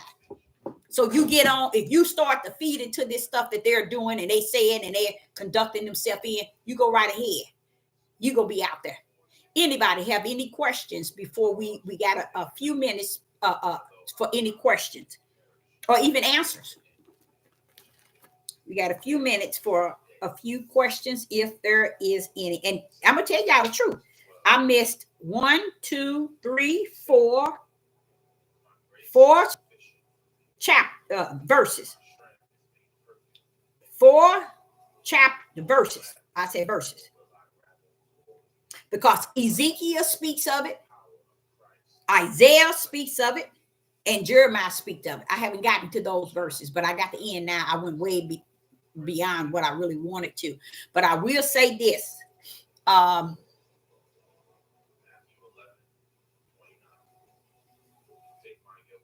Exactly. Holding up the silly women. And that's why he said, because the women are getting, I'm telling y'all, you see what you just said? If you go, that's 2 Timothy, I think in 3, right? I think that's 2 Timothy in 3, ain't it? Now listen to what you said. Now, when you go to 2 Timothy, 2 Timothy chapter 3, everything he's saying here, he's telling you it to men. So that verse you got on here, you said their father is the devil. They're holding captive silly women. Now you got that from 2 Timothy chapter 3. When you read chapter 3 of 2 Timothy from 1 to, let me get it, to 6, where the silly women, it telling you, Deborah, tell the women to shut up. Tell them to stand down. I'm talking to and about men, males. And they won't teach that thing and preach that thing in righteous. They will preach that. They will preach that and teach that every corner they can turn. They will not. Because let's go there. Let's go there right quick. Since we ain't got no questions. Watch this here. 2 Timothy chapter 3. This know also, that in the last days perilous times shall come. Women, this is what he said to you. Men, wake up and realize, don't get with these men, because they are not going over their instructions and direction book that has identified them to be the worst of the worst. And that's the tribe of Judah. Go to Isaiah 3 and start there and take it from there. Okay. Now, here in 2 Timothy verse 3, it says, now know also that in the last days perilous times shall come. Are we not in those perilous times? Yes, we are. Now watch this here. Verse 2. For males, men, for males, men, for males, men shall be lovers of their own self. So when you stand your tail on this devil platform and hear me talking and hear me chewing out these men, and you don't have no form of saluting what I'm saying, because what I'm saying is strictly righteous. I'm speaking what you call spirit and truth. Here he telling you in the end days, Deborah, tell them I'm addressing me. Now listen to what he says. For Deborah, they shall be lovers of their own self. I salute that bad boy. Why? I'm a prophet in the wilderness, on the earth, living, not dead. Not yesterday prophet, today's prophet. And I can vouch that's 100. That's why he put hens in the midst of this day. He got to have his own servants down here, because y'all serving Satan's servants. You see, he has to have his. Now listen to what he says. Verse 2. For males, men shall be lovers of their own selves. That's what I was just explaining to you. Stop running around here chasing these men thinking they're going to love you. Think they know how to care for you. They hate their own mama. They hate their own grandmama. Did y'all know that? Many of them, especially Judah. Now watch this here. They're going to be only lovers of themselves. And that's that new thing that's out. I know y'all probably ain't heard of it. It's called soft men. They're deciding to come out with this new thing called soft men. But I'm going to show you how they messed up on that. I'm going to show you where they messed up. They said that soft men is what our black men are going to sign up for. And what it is no more being sensitive toward women and their needs. And it's not about even being the one that's the breadwinner or taking care of bills. Let it go. Let the women do it. That's what's this new thing that's out called soft men. They so ignorant, because this has a lot to do with these homosexual. But you know the sneak peek of it?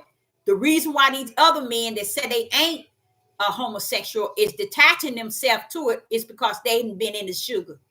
They didn't dipped in the dip. Okay?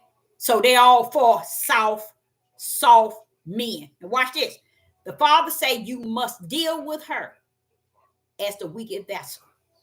And if you don't you ever come up to me talking about you praying to me, because I will not hear you. That is what's in their instructions and direction book. Okay? This shows you they don't even abide by this book. They got y'all bent up and down, believing that they're going by this book, this Bible. What did the Bible say? What the Bible say? The Bible said what it said today as what it said yesterday. It's still the same. What are you saying?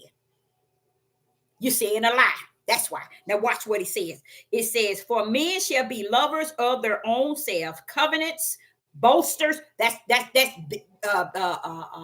Geno Jennings, and that's Dowles, and many other guys that got these platforms. Many of them. I'm saying 99.9 boasters, proud, blasphemers, disobedient to parents. Why would they have respect to parents when their daddy ain't seen them? So who is left? Mama. So that's that woman. That's why they killing the women. That's why they killing the mothers. And these men walking around here proudly like it's something good that they black men are doing, and then they'll turn around and say the white man bothering us. That's why the white man got his foot on your door and neck, and y'all allowed him to with his right hand. How about that? How about that? He let his stretched out arm in his right hand have they foot on your neck, and you ain't seen nothing yet. His judgment in here. Okay? So he says right here, covenanters, boosters, proud, blasphemers, disobedient to parents. And I really don't like this idea of saying disobedient to parents, but I have to. And I have to embrace it even when it said oppressors, children are your oppressors, but then it told you who was there. Women should rule over the oppressor kids. So don't y'all think that's pretty heavy, women? That's real heavy. That's something for you to really digest, to realize it never was you. You wasn't the problem. They got you thinking you the problem. These children got you thinking the problem. They daddy's seed. See, they could be their daddy's seed from their daddy's daddy or their daddy's brother or somewhere in their daddy's seed or their daddy's father. Somewhere in their daddy's seed got this ugliness and you have to deal with it. And the biblical instructions and direction told you women. A lot of you, when they used to come to me in Atlanta, they said, well, Miss Deborah, I sent my baby to school for 4 years. I bought him his first car. I've just always been, these women was crying because the disrespect of their children. I said, because you never knew who your husband was. But we ain't been married for years. I said, that's the thing. We got detached to men that we never really knew. And we never could have known. Even the men today is worse than the men of yesterday. It says they are worse than the forefathers. So you see what we got to deal with? While y'all trying to put them on big pedestals, talking about they kings, leaders, and rulers. Why do you think ICU and COCC, GOCC, and all these camps and all these here Hebrew Israelite movement mess ain't never united? They fighting against each other. Y'all know that?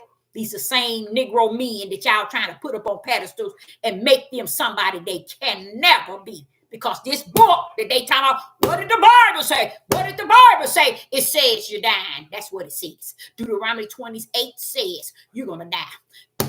Isaiah chapter 3, verse 25, it says you're going to die. Right here, I'm reading 2 Timothy, verse 3. It said, men shall be lovers of their own self, covetous, boosters, proud, blasphemers, disobedient to a parent. And the only parent they can be disobedient to is mother. That's why they're killing them. Unthankful, okay, unholy. Wait a minute, Father, y'all, are you talking about men like in males? You saying unholy? Come on now, Father. Is that, come on now. He just showing me. See, Deborah, you knew it all the time. You knew it all the time because I taught you it. Okay, now watch this here. Verse 3. Without natural affection. That's what they're doing today. They ain't got no affection for women. Why? Because they've been dipping into a man's rectum. That's why. Tell the truth and shame the devil and don't care. All of them been dipping into a man's rectum or a kid's rectum. And that's why they can't find their way to righteousness. That's why they couldn't lead their families, y'all. Y'all been lying on these men and covering them up. And then this book pull up and it's telling you exactly what to expect. And then when the Ruach come, he's going to bring it all to the light. He said that which was in the dark, Deborah, shall come to the light in the last days. Who's going to pull it up, Father? I am. I'm the Ruach. It's going to live in those. And they're going to bring it up forth. They're going to bring it forth. And that's what I'm doing right here. In 2 Timothy verse 3. And then it says, without natural affection. That's what's happening to your Negro men in Judah. And women ain't even noticed that. You don't have to put up with this mess. And what they're doing is they're killing you if you don't take care of them and you don't do what they tell you. You see, they're actually killing you. But this is where he said, don't be afraid of those that can take your body. It's more so he that can take your body and your spirit, which is Yah. Because these people out here now, they're taking these women's lives. And they're happy about it. As if Yah ain't finna pull up on them. That's what I don't get. The way they're taking your life and they praising these women, they praising these men that's taking these women's life. Y'all didn't even know they did you. Y'all don't hear these men praising these men that's taking these women's life? Yes, even their mama. Oh, that's what they get. I'm talking about your Negro brothers. Now, I ain't going to call them your brothers. Okay, he said they without natural affection, trust breakers, false accuser. And that's what the men do today. They falsely accuse women for being whores, harlots, Jezebel, and all this old mess. Because I'm going to tell y'all something. The sickest religion on the face of the earth today is Hebrew Israelite movement. It's the Hebrew Israelite movement. What make them sicker? Anybody know? What make the Hebrew Israelite the sickest on the earth? Anybody in the live chat? What would make the Hebrew Israelite movement, the sickest men on the earth. Okay, somebody pull that up. Anybody tell me why? You can do one word, 2 words, 3 words. Just tell me why would Sister Deborah, a prophetess in the wilderness, state that the sickest men on earth is Judah? Why are they the sickest? Now, this is what it's talking about. You know how they tell y'all, this book ain't about the heathen. This book is about us. This book is about us. You see how all this telling y'all about them and they don't see none of it.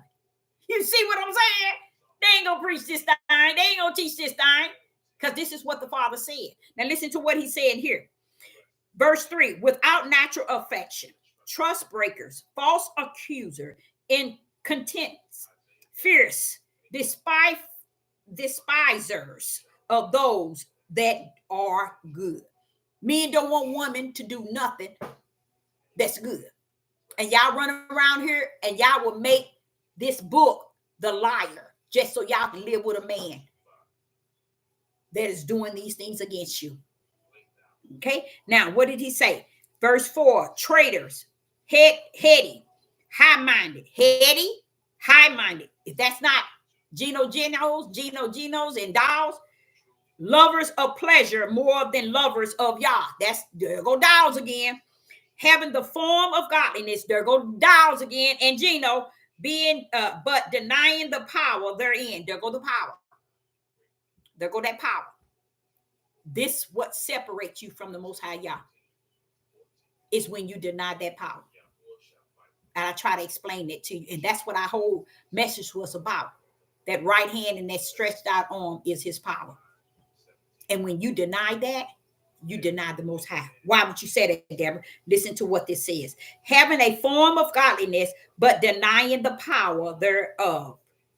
From such turn away. For as this sort are they which creep in houses and lead captive silly women, ladder with sin, led away with diverse lusts. It's all about lust. Dow's foundation and all those men are on his plantation due to lust. And all this abomination and all this other mess. That's the only reason why they're there. And y'all gonna let them ride right there. But when the system come down on them, So Sister Deborah says,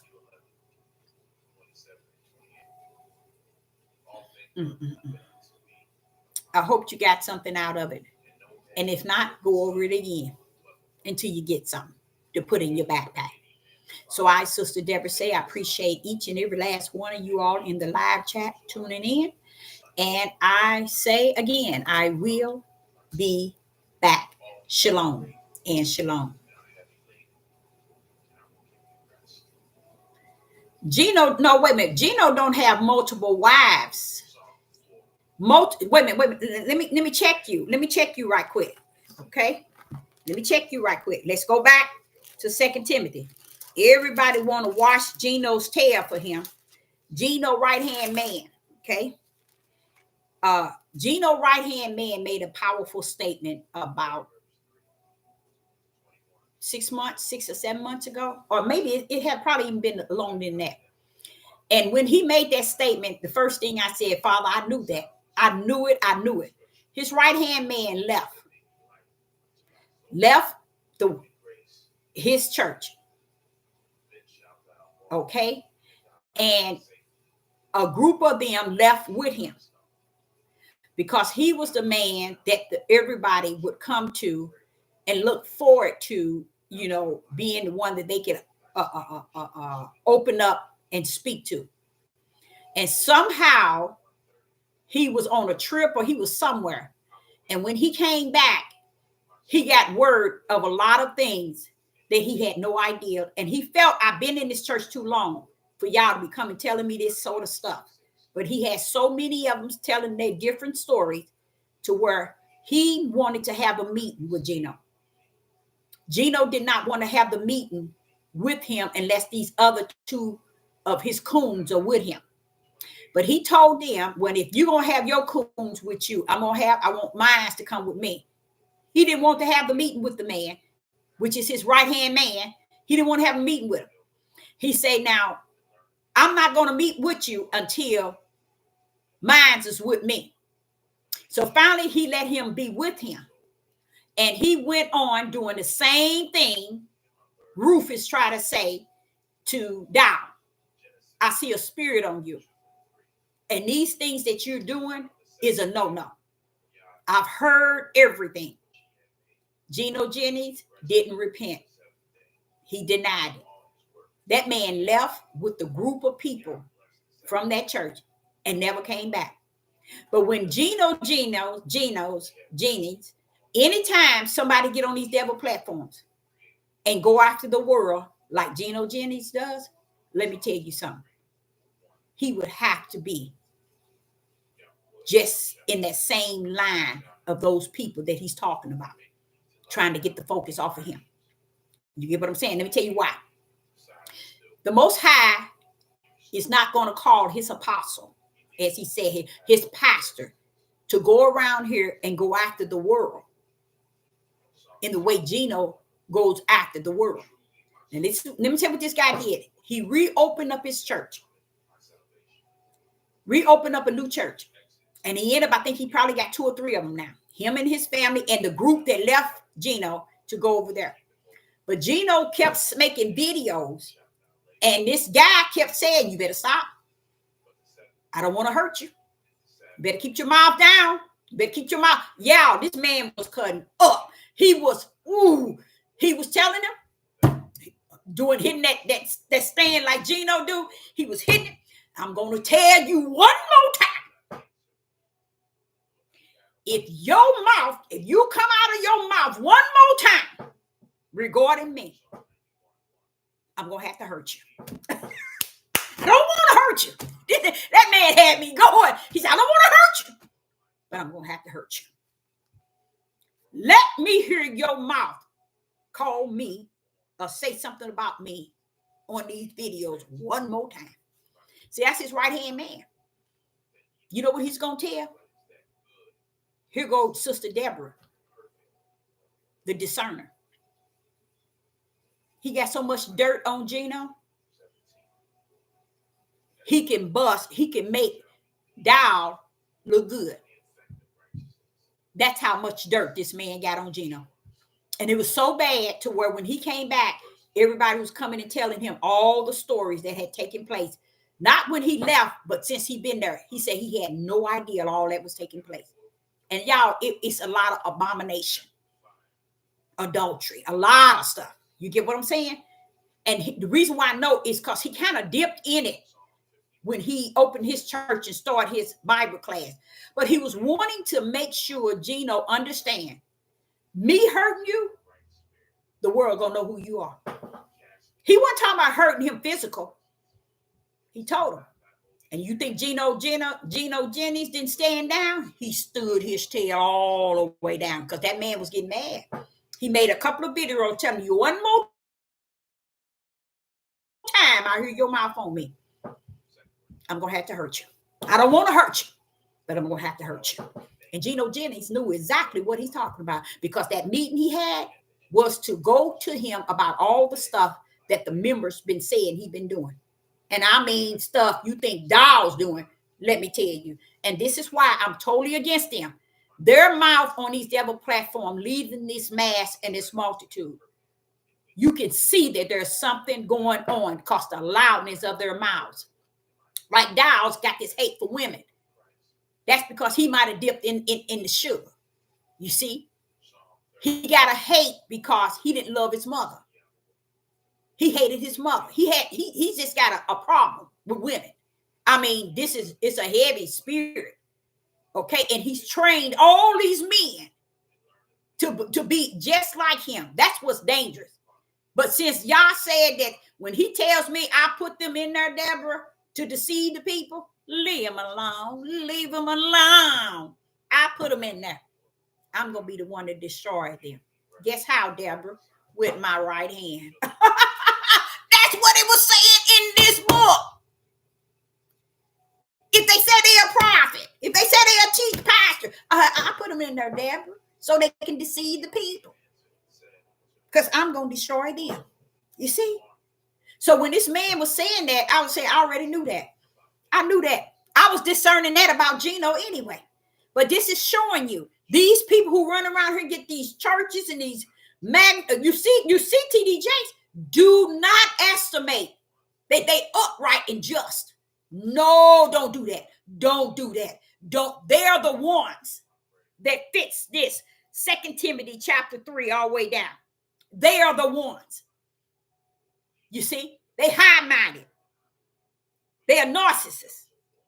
They high-minded. They're heady. They're traitors. They're lover of pleasures more than lover of Yah. They false accusers. They don't have no natural affection. And that's when any man is so eager to make the women lower, so low, so that they can boost the men. Something's wrong with that. Because when we tell y'all what's wrong with it, it's when you deal with the Most High Yah, people on earth, people, when Yah is high and he looking low, he looking at your spirit. He's not looking the fact that male and female. He know he has orchestrated your spirit from the kingdom to go in a direction. And that's what he sees. So when they running around here clowning, telling the women sit on one side and men sit on the side, they acting a fool. The last thing you want is what he just said in Isaiah 3 and verse 8. Their countenance shows, and they're not ashamed. So when you put men on one side thinking you are causing them to escape women so you can control, let the men think you controlling them and the women, use a fool, and you're going to live a fool and die one. Everybody have a good night. Shalom and shalom.